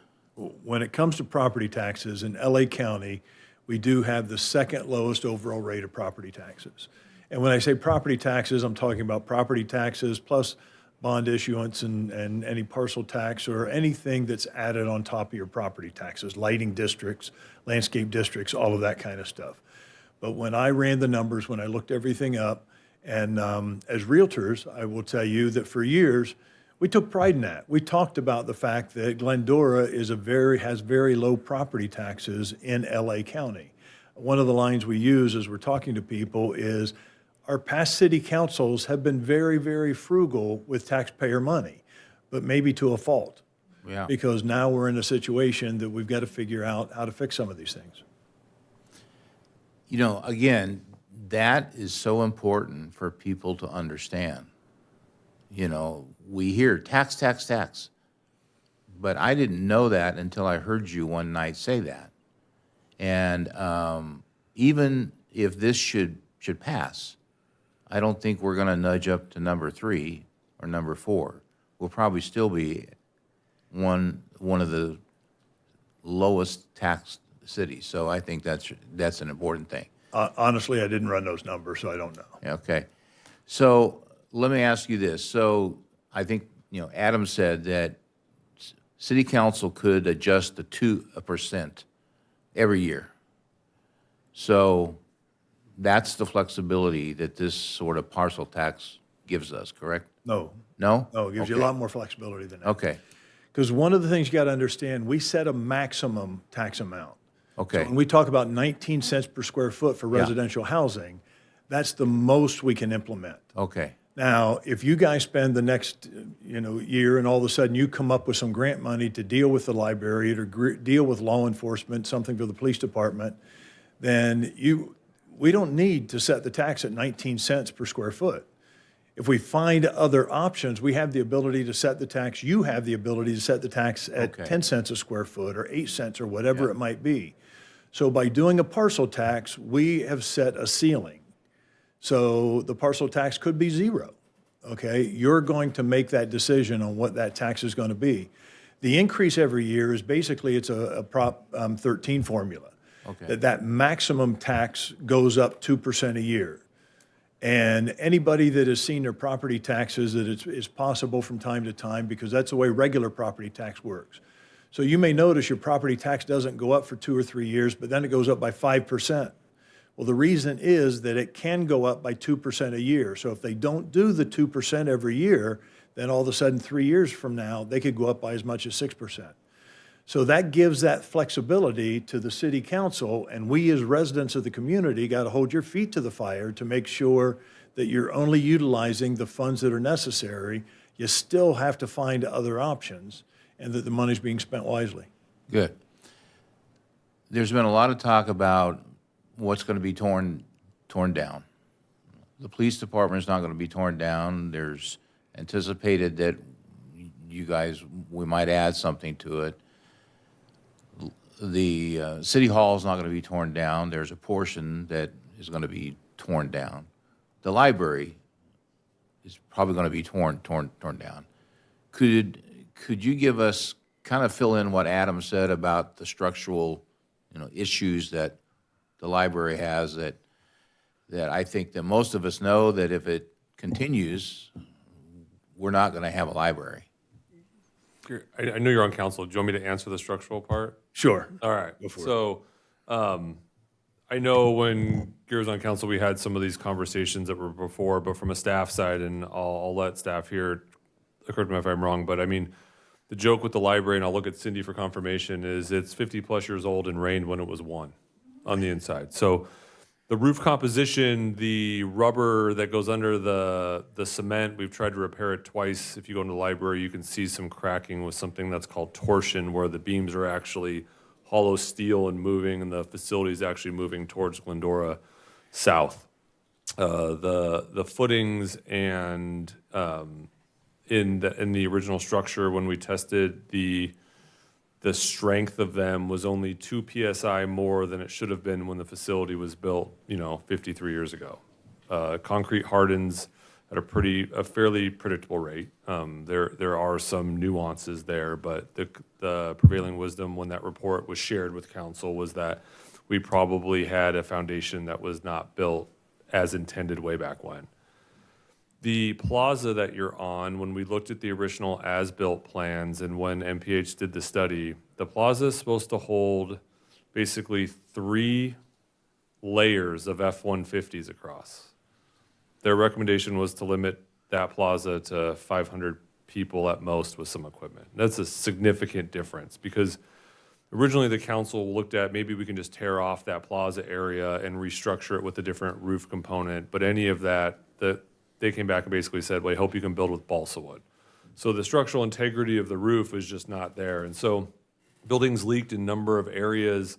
In fact, it finds new and interesting ways for water intrusion to come into the facility. We've had from ceiling implications to obviously flooring implications. And because of some of the structural changes that were already made to buy us additional time over the past 20 years, we lessen the ability to make that space a modern library and community gathering space, quite frankly. And so one of the challenges in working through the assessment in January of 23 that was approved and provided in January 24 is we had architects that were part of MPH that specialize in library building and historical library buildings to come in and share with us what the usability of a facility would. And essentially, we would be spending, I think the cost was like $40 million to get a facility that's less functional than it is today. So the city council at that time, when we looked at the Civic Center, came back at some of the proposed renderings with a new library structure that gets us far more bang for the buck in terms of the space and offering one of the key components in what Mr. Lopez went on is there's a lot of community space that's rentable and accessible, and we know that comes at a premium in our community. So that is kind of the overlying from a staff perspective. Great, thank you. I just go like to ahead. add, I think it's important to note that our committee, when we first got together, the very first thing we did is we had the opportunity to take a tour of all the facilities. And I'll tell you, it was like most people that had the opportunity to take that tour were shocked. Yeah. I learned things that I didn't learn sitting in your seats for 10 years. So we actually saw everything firsthand. And I've been jokingly saying if I could only get Moises to set up a tour for about 30,000 voters, I think we could get this thing to pass almost unanimously. Yeah. Because once people see the issues that we have been dealing with and that the city staff has been trying to Band-Aid together for these last 50 years, is pretty bad. Yeah. Thank you, Gary. Thank you. Thanks. Just let me wrap up by saying that I would support option 3 in our staff report and in the report that Adam gave. I would support that, and I would support it with a caveat that would encourage staff from now until whenever to continue to look for grants wherever they are and for whatever amount that we can get. Reserves, Adam and I briefly talked about that later today, and reserves are really important, and we are probably one of 15 cities within the state that has a AAA bond rating, so we're financially very, very strong. But reserves have come from the stewardship of the councils and the staffs that have worked here, and the money is ours. And maybe we could take a look at that, and I would encourage staff to look at that. But I think I've taken enough time, so that's my closing thought. Councilmember, do you mind really quick for clarification and maybe for clarification of some of your colleagues and staff, when you're talking about option 3, you're not talking about the proposed Civic Center options, you're talking about the funding methodology? I am is that talking correct? about that option 3. Okay. Yes, yes. Okay, thank you. Yeah, which was in our staff report, I think, and. Yeah. Yeah, okay, thank you. Thank you, Mendel. Where am I at here? Michael? So just for clarity, option 3 is not one of the items for recommendation on the staff report, first page. It was a funding recommendation. So those are options within, so the council oftentimes, when we're developing the recommendations, so your overarching recommendations are to provide direction as it relates to action 3.1 funding methodology and action 3.4 new or remodel. And the new or remodel is essentially the Civic Center plan as presented, which is a combination of new and remodel. So Civic Center funding methodology, which is one of the action items, here are 4 potential options, and the 4th option is a catch-all. So the city council can come up with any other option on funding methodology it so chooses, but here are 4 possible options for city council consideration. So ultimately, council member, the discretion and policy direction is up to you. Okay. There's a lot that was said this evening. There's a lot of great many of unknowns that we're talking about right now, and there's a little bit of confusion in a sense of the citizens initiative versus what the city can do. We know that we're not going to get 2/3 vote. It's not going to happen. Our survey said that that's not possible in any fashion. So spending more money for more space planning and things of that nature, I would agree with a wait and see. But I would also, I'm also concerned with obviously the state of our facilities. They're abysmal. So with that, we have to have another option. We don't know if the Citizens Initiative would be successful, for one. We also have the Howard Jarvis that might make it on the voters for them to opine on and vote on. If that happens, it might land, as we spoke, on the courts, because it might be retroactive or not, and make the Citizens Initiative moot. So I think that we have to have an option B, and that option B, and my suggestion would be, is to initiate an ad hoc committee with professionals out there to look and see what our facilities are like, where we can possibly find some money, and some developers and construction folks that know how to do this stuff, to see if there's any shortcuts or other methods of refurbishing what we do have, because if we don't have the money, we can't build it. Simple as that. And we, again, back to all the unknowns. There are lots of pluses to what was developed and the designs and things of that nature. A lot of money was spent towards that. But again, we don't know if that will pass. With the $8 to $9 million a year, I don't know how you really make that fungible in a sense, because as Gary had mentioned, that you can maybe take a loan out, but I believe, wasn't the initial cost about $70 million to redo the library, not $40 million? And didn't we go out for the grant for 70 some odd million dollars for the state, and we were turned down, whereas I guess Azusa got theirs a little over $9 million to refurbish theirs. I don't know what Irwindale received. I don't know what Irwindale received off the top of my head, and I don't remember the exact. So the city went after a new build construction for the library grant with the project. I think part of the problem was we didn't have clear direction as well as an actual project that had been adopted by the city council. That always scores more points for a shovel-ready project, so to speak. So as just a quick reminder, the assessment that's in your agenda item tonight that shows the $50 million deferred maintenance is the comprehensive analysis by professionals that talk about the current state of facilities. So any recommendation, hopefully you can use that as some sort of baseline that's in there as the assessment goes. But off the top of my head, and I don't know if Moises has the information, the rough order of magnitude does break down some items in larger amounts, but it is possible, and I think Gary mentioned just a $40 million number. I don't think he said it with any sort of, like, that's the cost. But I would venture to say that between 60 and 80 million is probably not unreasonable for just the library portion in a future year. I don't know what that costs. But again, as sort of the recommendations before the council is, you can make revisions. This serves as a baseline if you want to adopt it, or you can come back with additional changes, whether it's phasing those projects in or whatever. And I think, as was mentioned, as staff has pointed out on a number of times, while we went in depth at city council recommendation for the Civic Center, we do believe there are needs all over the organization, from the teen center to additional space. I mean, how many times do we get a request, obviously, for our own arts and theater, location? And obviously that doesn't poll well, but we do have a lot of needs out there. There's always more wants and needs than we have haves. And so I think that's part of the discussion. So again, it boils down to the citizen initiative, if it's successful or not, or if the Howard Jarvis is successful or not. That's a big issue. You mentioned in your report, and it's also in the staff report, about water, but we already dealt with that 2 years ago with the infrastructure fee increase and the different areas that we colorized, if you will. So the background of the staff report, when you read the executive section, really provides that the city council's undertaken a number of structural analysis, right?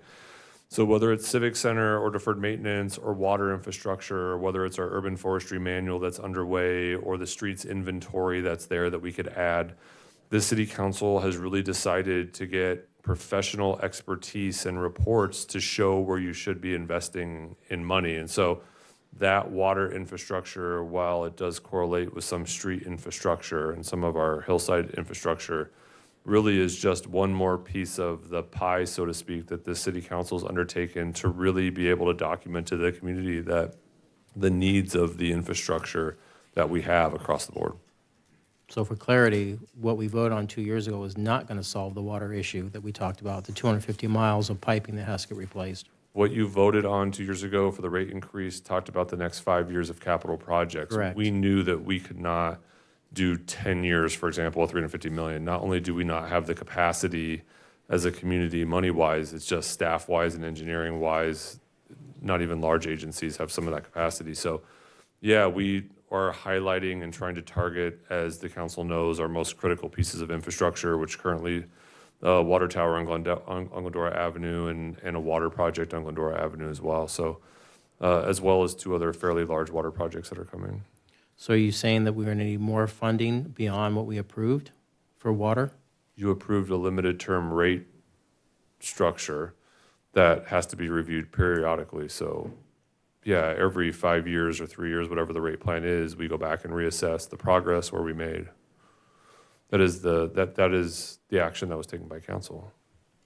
So I'm sensitive to the affordability that's been the term these days for everything out there. The perceived recession that the state of California is actually, I guess they're saying that we are in or could be in, and the success of the initiative by the citizens. And then also our tax returns too, our sales tax, which we get Measure E and Measure Z out of, which may limit our abilities to fund certain items. I'm just really concerned, so this is why I would like to see us do an option B, as it were. Again, the 3/4 we're not going to be able to do. We don't know about the Citizens Initiative. We don't know about Howard Jarvis. So we're going to be left with the same situation. Where is the funding going to come from? We have failing infrastructure that we have to deal with. So I'd like for us to come up with another alternative for funding and for analyzing what we have and what we can make work. I don't believe that we have an issue with space necessarily here with City Hall. I think we've done okay with moving folks around, and everything we see next door, we paint and we move some folks from community services around. So I'm not so sure that that's the issue. The issue seems to always be revolving mainly about the library, and then we have the maintenance yard and some of the other ones as well that are disgraceful.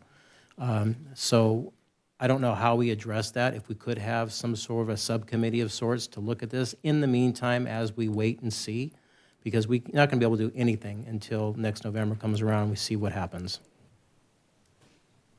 There's nothing that we can really do, except for try to go find grants like we have been, but those are drying up, as you mentioned. We need to do something in the meantime, just instead of just waiting.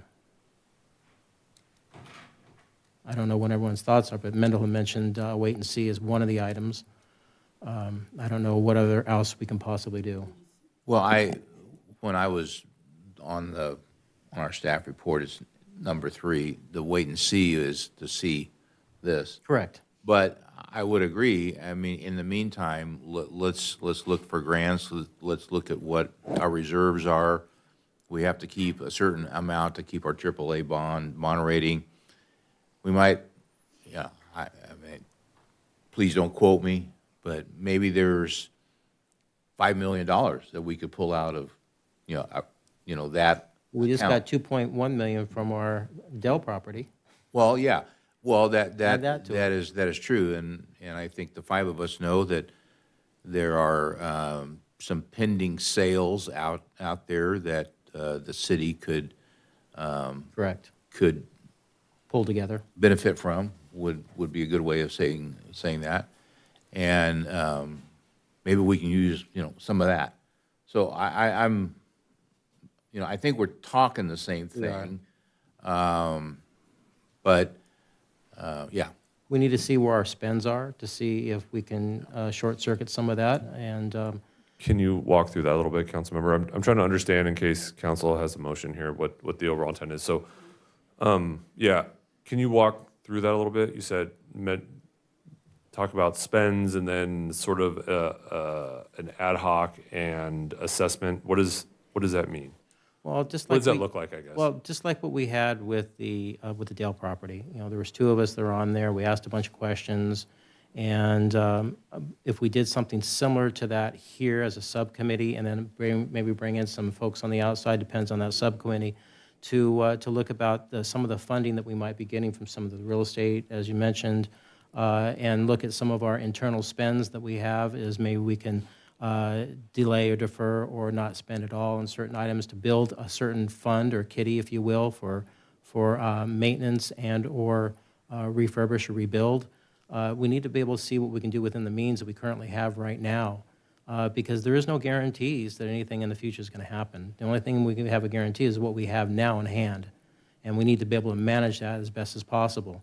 A lot of folks out there are living paycheck to paycheck. We have a large senior community out there, and I don't know if they're going to want to spend some of their Social Security money and things of that nature. I don't know. Nobody knows. But we have to take some action now to parlay this in the future. Thank you. I would just only add that when we did the recent budget adoption, the city council, we had a pretty robust discussion over the use of one-time funds and potentially coming up and reallocating some of those for street projects if necessary or other capital funds. So we did have that conversation a little bit at a policy level, so appreciate the additional commentary. Well, maybe we should just take another look at that budget and what we might have come, because there's things we know now that we didn't know then. Let's go to Karen, and we can always come back to open up continuing discussion. Karen, please. Yeah, all those things that you've mentioned is what's been happening for umpteen years, which is why we're in the situation we're in. We've talked about this, we've looked at this, we've said, can we take this, can we do that? So at the end of the day, we need to think outside of the box. And kudos to the Citizen Committee. I mean, if there are people out there with other ideas, you've asked them to step up and share those ideas. And so we're waiting for those. We've waited for those for 2050. When was the library starting to leak? How many years now? We've been waiting all those years. We could, ad nauseum, self-reflect on this. But I think at the end of the day, people are going to vote on this and make that decision. That's why it's a citizen initiative that is a ballot measure. So folks can say, yes, I want to do this, or no, I don't want to do this. So I think that the wait and see is to allow the citizens to have that voice. They have expressed their concern in our surveys, and just go outside, look at this fabulous roof out here. We need to do something, and this citizen initiative is something that we could do rather than sit up here and talk about this and talk about this, and at every strategic meeting say, oh, we need to do something about this, we need to do something about this, and have 20 million ad hoc committees to beat something to death. So I think I would agree with Mr. Thompson that under the funding methodology, item 3, under the staff recommendation for new remodel, item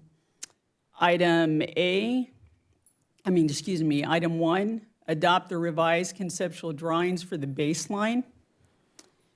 And those would be my recommendations. And if the citizens say no, that then we continue to look at options and weigh those priorities. But we've continued to try to prioritize, and it's always rushing to the most immediate need at that moment. And this idea and this plan, and looking at it from the bigger perspective, allows us to be proactive and providing something that meets the needs of the future rather than, oh, what can we fix right now? What is the worst problem? Oh, how can we do this right now? This instead looks to the future, envisions that, says what are the Glendora residents of the future going to need and want, and make it something that the community could be proud of. And if they say no, then we continue to explore other options and look at what we could do at that moment. But I appreciate that we're going to have an opportunity to take it to the residents and let them weigh in on this. Well, we aren't going to take it. The citizens are going to take it, and I don't want to burn 11 months of wait and see, because we're not going to be able to do anything unless we get the funding. Well, we've burned 50 years. Yeah, absolutely. So why burn some more? So why don't we? Yeah, no, but my point is that if you have some better ideas, then pitch them. But I don't want did. to sidetrack what is being done right now by, So how is that sidetracking anything when we have to wait and see anyway if they're going to be successful? There's nothing we can do with the Citizens Initiative. In fact, we have to have an arm's length distance with that. no, I'm not saying that. My point is all of the other commentary is commentary that's just been rehashed. Take money from here, take money from there. Let's see what's going to happen. Well, yeah, we're going to wait 11 months to see what's going to happen. Why won't we work on Okay, some other what are you options going to do in 11 months? We can roll up our sleeves and see what some of the other funds that we just talked about that we might be coming in, we might be able to see. And my if we- point is, why are you saying that now, and what's happened along the way that hasn't fixed that prior to now? Well, maybe we didn't focus in the right area, all of us. Maybe we should refocus. We can't do anything until the funds come in. And even when the funds come in, we're talking $8 to $9 million. If that happens, then they have to get creative of how they're going to bank that money, how they're going to be able to get loans against that money if they possibly can, and take small bites of the elephant. So And that will take some time. if I can really quick. Yes, I please. think two things can be true at the same time. I think the council has the ability, we've been up here discussing all the options, as we stated this evening. Council's asked us to come back with information on agenda items in discussion and how much an assessment could be. And really, a lot of it's been informationary. I mean, we've provided different sample ordinances, so council gets a look at the look and feel of how all of it works. In the second meeting in February, as we do each and every year for the budget cycle, we have our mid-year budget, which is different than the mid-cycle budget, which is the in-between of 2 years. And so, not that financial terms are really fun and exciting, but the second meeting in February, which is, I was talking to Kyle, we owe this council to come back with a conversation on some of the one-time uses. It may not be a bad idea, given the conversation here this evening, that whatever policy direction the city council provides us, that we make sure when we come back for the mid-year, to the extent that we know some of those one-time funding, that may provide us about 6 weeks from now to come back and provide some of that additional analysis in a conversation that maybe we haven't had. So a little bit different than what was discussed, but that's already a conversation that's going to be on the books. Maybe we'll know more about property transactions or other nuances, or maybe about the economic future therein. But we can, in the second meeting of February, have a budgetary discussion about some of the one-time uses that maybe we've set aside. Yeah, and I possibly do a guess what my workshop? concern is because it becomes a shell game of, oh, okay, well, the money's over here, and maybe we could use that better and go over here, all the while forgetting the fact that you need more money. Yeah. So at the end of the day, and all of that shell game, it comes down to you need more money. So how do we get more money? And maybe the And starting that's- point is, That's where I don't want to confuse the issue of, oh, okay, yeah, maybe we didn't spend this right, or maybe this is over here, and it's just a shell game, and that's what has happened for too many years. Oh, we don't want to take any more money from anybody because we're just going to take it from this pocket. Well, then water gets ignored or roads get ignored, because whatever the concern du jour is, it gets to that, and it just becomes a shell game. And at the end of the day, how do we get more money? But we And can that's walk- what the question We can is. walk and chew gum at the same time. The only way that possibly you're going to get any more money is with the Citizens Initiative. We don't know where that's going to go. So in the meantime, we have to have a contingency plan to move forward. I mean, just from a staff perspective, I think there is a large policy decision that this city council knows it needs to have, right? Whether it's streets and roads, or whether it's a continual funding of some of the facilities. I mean, if you look at our parks, the city council's authorized some really well uses of funding, and we get comments all the times how beautiful the parks are, and a large majority of our population utilizes them. And so from, as we've mentioned in the staff reports, I mean, I think one of the things that may benefit if we're going to have an ongoing dialogue therein is get an accounting then of some of those one-time funding potentially as a potential start. I make no illusions that that is going to solve your issue or may not take funding one policy initiative or the other. What it would provide some additional detail or additional transparency potentially into exactly the policy decision the city council will need to make. Inevitably, Mayor Pro Tem, yes, you are correct. There is going to be more money needed, and council member, you're correct that if we don't have additional money like we've talked about, there has to be a contingency plan, which is why also in your strategic plan, we've talked about what library operations look like if we have to close the facility, right, coming up with that plan. So Cindy is currently, the interim director and the management staff there. That's one of their projects that they're undertaking is determining what that looks like. And so we are doing lots of things, and perhaps that's part of the messaging. So not to say, I mean, that just provides the background. So I can offer the second meeting in February with an initial conversation, but I make no illusions that that's going to solve your issue. Yeah, and I don't want to nuance anything that, if we just look at our spending better, we'd have the money there. I don't want to give the public the idea that we haven't spent our money well, and that's why we need to fix our facilities, because to me, that's not the problem. Businesses deal with this all the time. They have to reprogram their funds on a regular basis. Congress reprograms their funds on a regular basis. Yeah, and what's that doing for us now? Well, Yeah, no, so. we're just a subset. So we have to wait No, and but see. We're I going to wait don't and want see. anyone out there listening to you tonight to say, oh, yeah, see, if they just spent their money better, they could have fixed the library, they could have fixed. What I'm City saying is Hall. we need to get creative and look at every even possible option. We have in the past, but maybe we should look at it in a different scope and different light. We don't know if we're going to get the Citizens Initiative money. Then we're going to be back in the same situation we are right now. So why wait the 11 months and do nothing?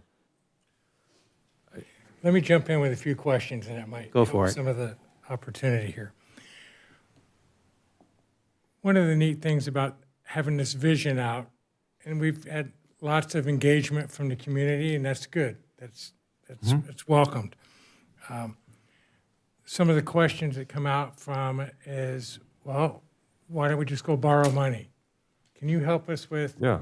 the differences? If I go to the bank and borrow money as a city, what's the cost of that reality, and what's the impact versus a voter initiative that generates tax money? Yeah, so great question. So cities and counties and state agencies go through something called fund accounting, right? So you have general revenues, which can be spent on discretionary funding.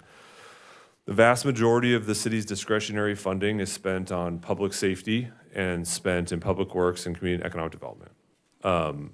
There are other funding sources like water funds that are used for specifically water projects. That's the rate study that the council member was asking about. So the majority of the city's funds out that are not discretionary must only be used for certain types of activities, either constrained by revenue requirements from the state, federal government, or other grants that we receive.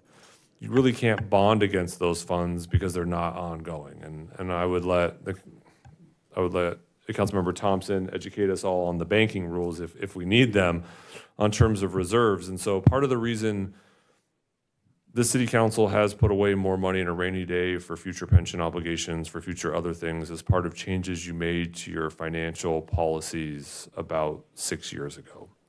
And that has benefited the community from cheaper loan costs when we did have them, for example, for the pension obligation bonds. But Mayor, to better answer your question is the city does not have enough excess capacity in any revenue source to issue debt outside of the water department, which the city council in its rate structure adopted an estimation that we would issue moderate debt to complete some of the projects in the first 5 years. The general fund simply does not have the excess capacity in a manner of which the bond market would issue either bonds or debt to the city. You'd have to create that capacity. Okay. Where's my other question? There was an allude to sharpen our pencil, if you Yeah. will, and seek if we can find funds that we already have and redirect them. I think you had done some homework and you alluded in your presentation about 16% of the budget, if we were to sharpen our pencil to get about $9 million, what are those services that would be? Yeah, impacted? and it was just an example, and just to give the public some idea of the process it takes for budgeting. 16% of all measured of the general fund measure E and Z is the equivalent of cutting the entire library operation, the entire Parks and Recreation or Recreation Human Services operation, the entire finance operation, the entire Human Resources Division, the City Manager's Office, the City Clerk's Office, and Risk Management. Obviously, we can't do those things for any number of reasons. But the vast majority of the city's spending and most of the additions we've made to Measure E and Z have been in both some of the infrastructure needs and for the community and public safety. From added dispatchers to police officers to crime analysts to other positions to ensure that with the evolving changes in LA County and just the nature of public safety these days, that we have adequate resources. City council's approved new technology and new equipment. We have additional flock cameras. And so, you know, if the council through the budgetary process wants to look at programs that it wants to eliminate to free up additional capacity to reallocate services, the mid-cycle budget or, you know, the next fiscal year that starts July 1st is the best time to do something like that. And services are largely in cities provided by people. And people make up the majority of our general fund spending. And so when we talk about sharpening pencils, we also talk about individuals. And so we've been really careful on how we manage our employee population, partnering with the private sector to provide additional service where necessary so that we can grow and contract without losing our individuals. So that sort of policy discussion on the initiatives that the city does not want to be in really comes down to a budgetary discussion at that point. So if we want to reallocate funding, we really need to make a decision of what programs we don't want to offer the community. Okay. Many of the items that public sees and has commented on in their engagement is the things they can see, streets and water. Looking at the definition of facilities, would the Citizens Initiative offer, as it's been written, could that include service to the water and streets presence? Strictly, I don't know what the intention was. Mr. Attorney is going to chime in. The language in the proposed initiative doesn't qualify for that. It references, I believe, facilities that are owned or operated, occupied by citizens of, by the city or citizens of the city. Okay, so service-type infrastructure does not qualify in that. Correct. Okay. All right.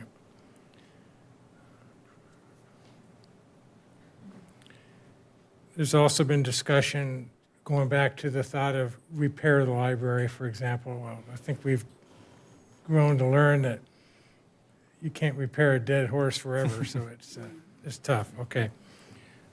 Well, I think we need to look at that, but certainly options in the meantime, if the Citizens Initiative is more favorable as a potential pass rate than a city-generated initiative, I certainly support wait and see and let that go and hope that gets to the ballot, okay? That's the first step is get it onto the ballot, and then hopefully the people will go vote and tell us what they need, what they'll support. But if they don't support this, then what? If this doesn't work, we have to do something. If you don't get to go behind the closed gates and see the facilities like the tour you took, it's pretty eye-opening, very much. You know, disgraceful is a good term. It's tough. Thank you for the team that continues to go there every day and do their work. It's important. Okay.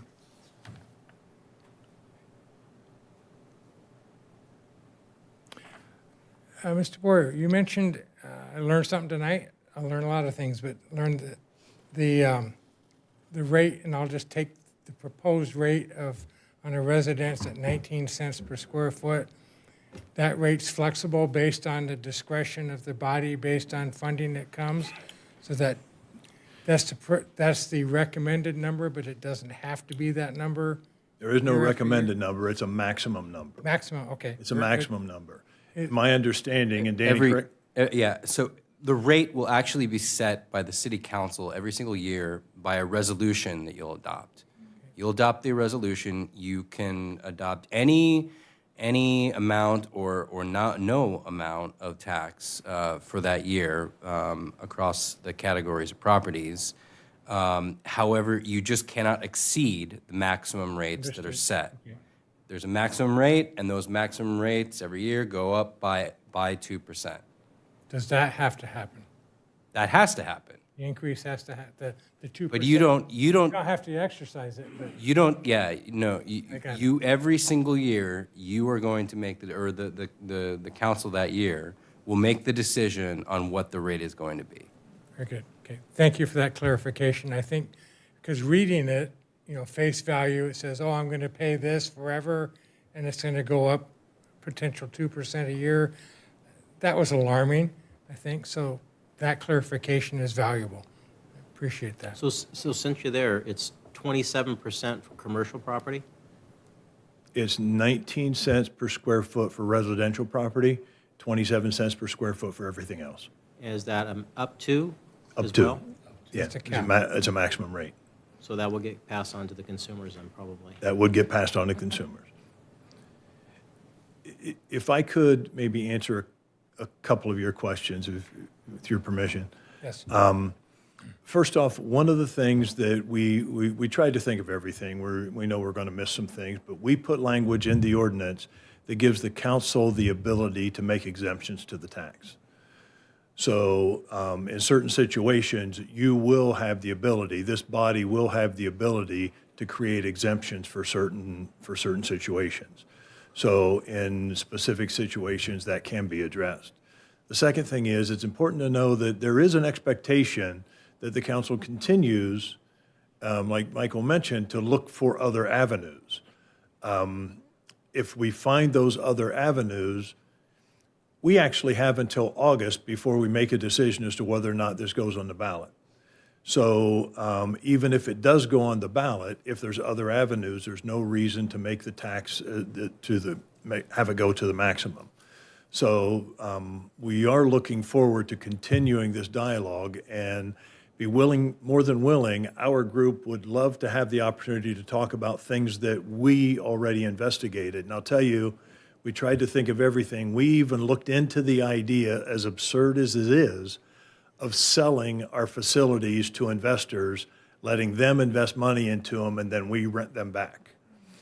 So we tried to think of all kinds of different options as we went through this, and we'd love to have more conversation about what we have already looked into, and do not believe that the citizens of Glendora would like to do that.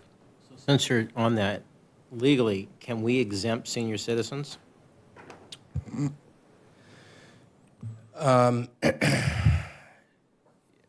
Yes, there's a potential to create an application process for that, but it would need to be carefully looked at and comply with applicable law. We could look at that further. Is that annually or a one-time? No, it would. What do you mean? Well, we have to look at this tax and we set the rate every year, correct? Yeah. So with a senior No, citizen? you could. Your exemption would apply forever. Perpetually. Yeah. And we can set that at any age? 70 would be, I prefer, you know. I think a lot of the exemptions that existed when we provided some samples, and I'm not there yet. I'll look at the city attorney to provide direction for this proposed measure, but when we brought options or other geo bonds and parcel taxes to the city council for their consideration, oftentimes there's an income or an income assignment with a certain category, whether it's religious institutions, for example, or seniors at certain income levels, and then there's an application process, which is generally how that applies. I'm unaware on this specific case, but the examples we shared with council, that's kind of how that worked. Well, because with the state, you can't get exemptions for your age, but you can get it postponed. So I don't know if this is applicable then to the Citizens Initiative, if you're allowed to do it.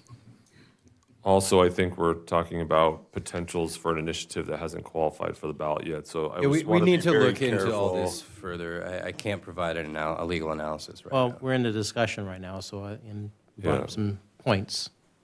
So, and that, again, where's the line between our involvement and the Citizens Initiative? Is there a line, or is? Sure. No, there's a definite line between now and when it gets passed. Once it's passed, the measure provides, if you read it, there's a lot of flexibility of your ability to provide exemptions, to set the rate for each property, and working with the Citizens Oversight Commission, a committee that the initiative provides for. So, but all that's once the initiative passes. Where's our line right now? Right now, it's their initiative. It's not yours. We talked about a lot of things back. You have the ability at one time at a council meeting to provide your support or non-support at a council meeting as a body collectively, but then there can be no expenses that the city outlays for the support of this initiative. So if we were to continue with the design of the proposed design, and we know that we're not going to be able to do it with a 2/3 vote, do we still continue to spend money on space planning? That's up to you. It's an action item in your strategic plan. Okay.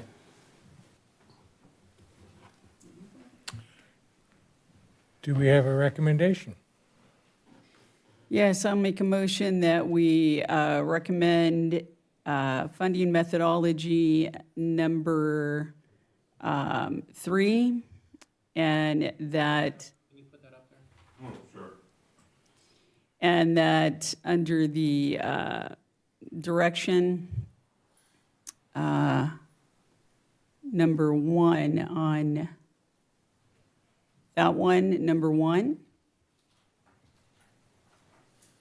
And methodology number 3.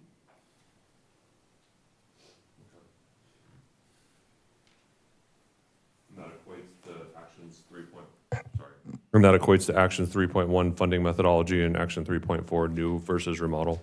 Affirmative, and also move to receive the report. Will the maker also add to coming back in February, what's the date? Second meeting in February? Second meeting in February for a review of the mid-cycle?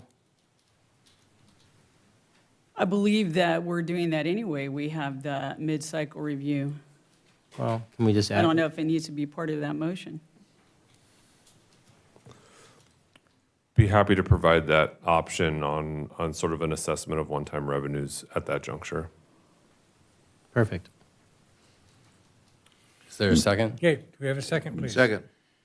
Second by Mendel, motion by Karen. Please vote.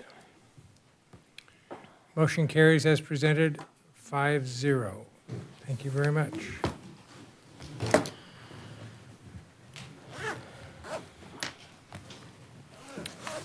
All right.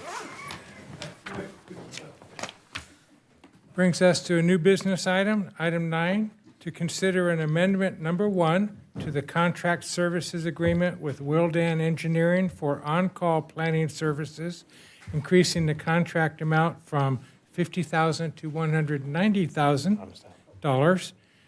And presenting that is City Planner Mark Carnahan. Wow, Nobody cares about you planning lost your contracts. audience.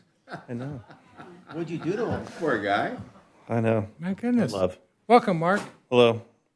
Hello, Mayor and members of the council. This item is proposed as amendment to the city's on-call planning services contract with Wildan Engineering, Inc. Staff is requesting approval of a $140,000 contract increase. bringing the total net not to exceed amount to $190,000. By way of background, the city approved an on-call contract in July for $50,000 as a conservative mid-year support measure. Based on actual workloads since that time, almost all of the $50,000 has now been fully expended. This is an on-call contract, not a fixed staffing assignment. Right now, the planning division is primarily using one associate level contract planner from Wildan at about 2 days per week. That level of support has been very helpful. And if you assume the workload stays at that level, that would be reasonable. However, based on current workload, there is an immediate need for additional mid-level planning capacity during busier periods. The one contract Wildan staff person is expected to remain the primary consultant used during the remainder of the year. At the same time, the contract is structured to provide flexibility to utilize other qualified Wildan staff if workloads go higher or our need is there. Staff needs the flexibility to increase the support for the additional days per week and during heavy work periods, potentially approaching the near full-time mid-level support at times for very limited periods. The workload particularly is around planning commission cycles, resubmittals for projects, any kind of state housing law applications, CEQA work, staff coverage of the counter, and as well as plan checks. That's a big part of what they do. For planning staffing context, the planning division is strong currently at our technician and senior levels, but we are very thin at the mid-level staffing. We currently have 2 full-time planning technicians who staff the public counter and handle general inquiries, along with 1 senior planner and 1 principal planner who focus on larger, more complex projects and oversight. The staffing gap exists at the assistant and associate level, mid-level, which typically handles the bulk of smaller and kind of mid-level stuff. There's a kind of technical helping with write reports and some of the technical analysis that's needed. We conducted a recruitment a few months back, but we did not feel any candidate pool was the right fit for a staff person. In the interim, the contract planner is filling that mid-level role, allowing routine technical work to continue without pulling senior level staff away from larger projects or overloading the public counter staff. The $150,000 increase total is a not to exceed cap, not a spending target. We do not expect to use the full amount, and it is unlikely we will reach it. The higher cap allows staff the responsibility to plan for heavier workload periods without needing to return to council midterm. The city only pays for the hours actually worked, and all invoices are reviewed by staff prior to payment. This amendment is funded through planning division salary savings from vacancies and normal hiring gaps.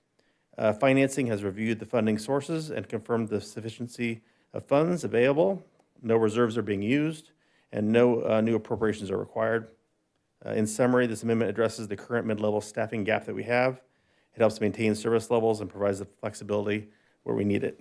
Thank you for your consideration for the amendment. Thank you, Mark. Excellent report. Let's see. Michael, any questions? This was asked in the past, what's the return rate as far as their services based on people coming to having plan check, things of that nature? How much do we get in return back on a percentage basis for our outside services? So if we spend $100 in services on the outside and someone comes in for plan check or whatever they're going to need to be doing, how much of that do we get returned back to us based on fees? I don't think I have that number available. It's actually a portion of the revenues that come up, I believe. Is that the negotiation in this contract, or maybe I'm getting confused? But I don't think Marie's here, is she? Oh, is she here? In the most recent rate study, Jeff, do you happen to know off the top of your head what the net amount is? So you're thinking of with Oh, the building, BS, yes, building you're right. permit fees, the building permit, that's a different contract. Right. So you're talking about CSG, Gee. which is which they get paid a percentage of the building permit fee. That is the arrangement under that contract. For planning, the fees that are collected, most of the work that is done by planning, or a lot of it, is not necessarily related to fee generation. He could be assisting sometimes it's writing reports, so there is a portion of a fee collected for a zoning permit. If it's a CUP, our total amount collected for a conditional use permit, it's less than $2,500. Actually, now it's changed. It's like, what, $5,000? It's something like $5,000. So it'd be just he would, in general, be paid. In theory, the fee is covered, or a portion of the contract is covered through that fee. But I do know that, at the amount that we pay a private contractor is a lot more than what we pay a city employee. So we're not fully getting that paid for through the fees we collect for zoning permits or for building permits on the plan checks that they do. So it's kind of hard to make the analysis because they're doing other things other than just Correct. reviewing plans. Yeah. So you're still having a challenge trying to get the qualified personnel? Oh, yeah, we haven't. We did run an interview, and we weren't very excited about the candidate pool that we got. So we said we'll continue the contract in just at least the next few months here to see where things are going to, we'll rerun it. But just out of curiosity, are you getting a large pool of people and they just don't qualify? Or is it a small pool? I don't know what small and big is comparable as comparison, but How many did you get the last cycle? So I think the difference is how many qualified candidates versus how many candidates total. I think it's suffice to say, as a general rule of thumb, in some of the professional, especially the higher end, whether it's planners or engineers or 2%. accountants, it is a struggle out there to find highly qualified, experienced personnel at the higher level. It's one of the things we've looked at in our salary ranges as well. So, and one of the things that we continue to look at. yeah, in this case, it was more of the associate level, those the right fit. A lot of them were the lower level of a planner. Okay, great, thank you. Mendel? Are they local? Wildan? Yeah. They service a lot of Southern California cities. Well, but, I mean, are they in LA County? Are they in the state? Are they foreign-based? Let's see. I don't know if their contract says where I'm they're sorry, from. I probably should have looked them up, but I just I don't know where their headquarters are. They have staff all over. The staff, like, for instance, they were using, they are from the LA area. Okay. Temecula, there you go. They're headquartered out of Temecula. Okay, well, that's local. And and who makes sure that they're licensed and certified? Is there a process that you or Jeff, annually look to make sure that the person that's doing the work has passed all of their For all testing? for all the staff that they provide us, they have to give us their resumes. And we But do you check it? Yes. I mean, So part of the contract I've is- had some auditors that claim that they're, and no bueno, man. I Yeah, mean, so, so Councilmember, I've learned the hard way. a couple things. So Wildan provides assurances that the individuals that they are providing meet the criteria that the city has. City has to be really careful with contract services, that if you do background, the individual, like, you have to be careful you don't cross that employee threshold. Okay. With them. So while there is some backgrounding, obviously, and we do some backgrounding in some cases, there's fingerprinting, depending on the situation. Wildan, through their contract, provides assurances that the city, and so they have some responsibility there from an insurance standpoint, should those individuals make a poor decision, which I think at the end of the day, you want to make sure that people are qualified to make the decisions Absolutely. that they're doing, yeah. Most of the staff actually usually are doing multiple cities at once. For instance, like our Mm-hmm. staff member we're working with, he works for one other city, maybe two at a time. So they're more Okay. than vetted. Good. I just learned the hard way, and so I've always learned to ask. So, thank you. Okay, thank you, Mendel. Karen? Nothing further. Appreciate you continuing to try to fill that on the staff end, but having a great option in the meanwhile and being able to get the job done. So thank you. Thank you, Karen. Shauna? No questions. Karen just said what I was going to say, so thanks. Okay. I have none. I'll move items 1 and 2. Second. All right, I'll invite us to please vote.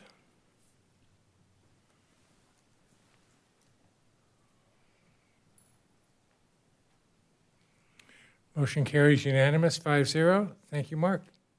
And thank you for hanging out. All right, with that, I'll bring it back for any closing comments. Anyone? I want to embarrass Sean. Can you come on up and reintroduce yourself? Thank you.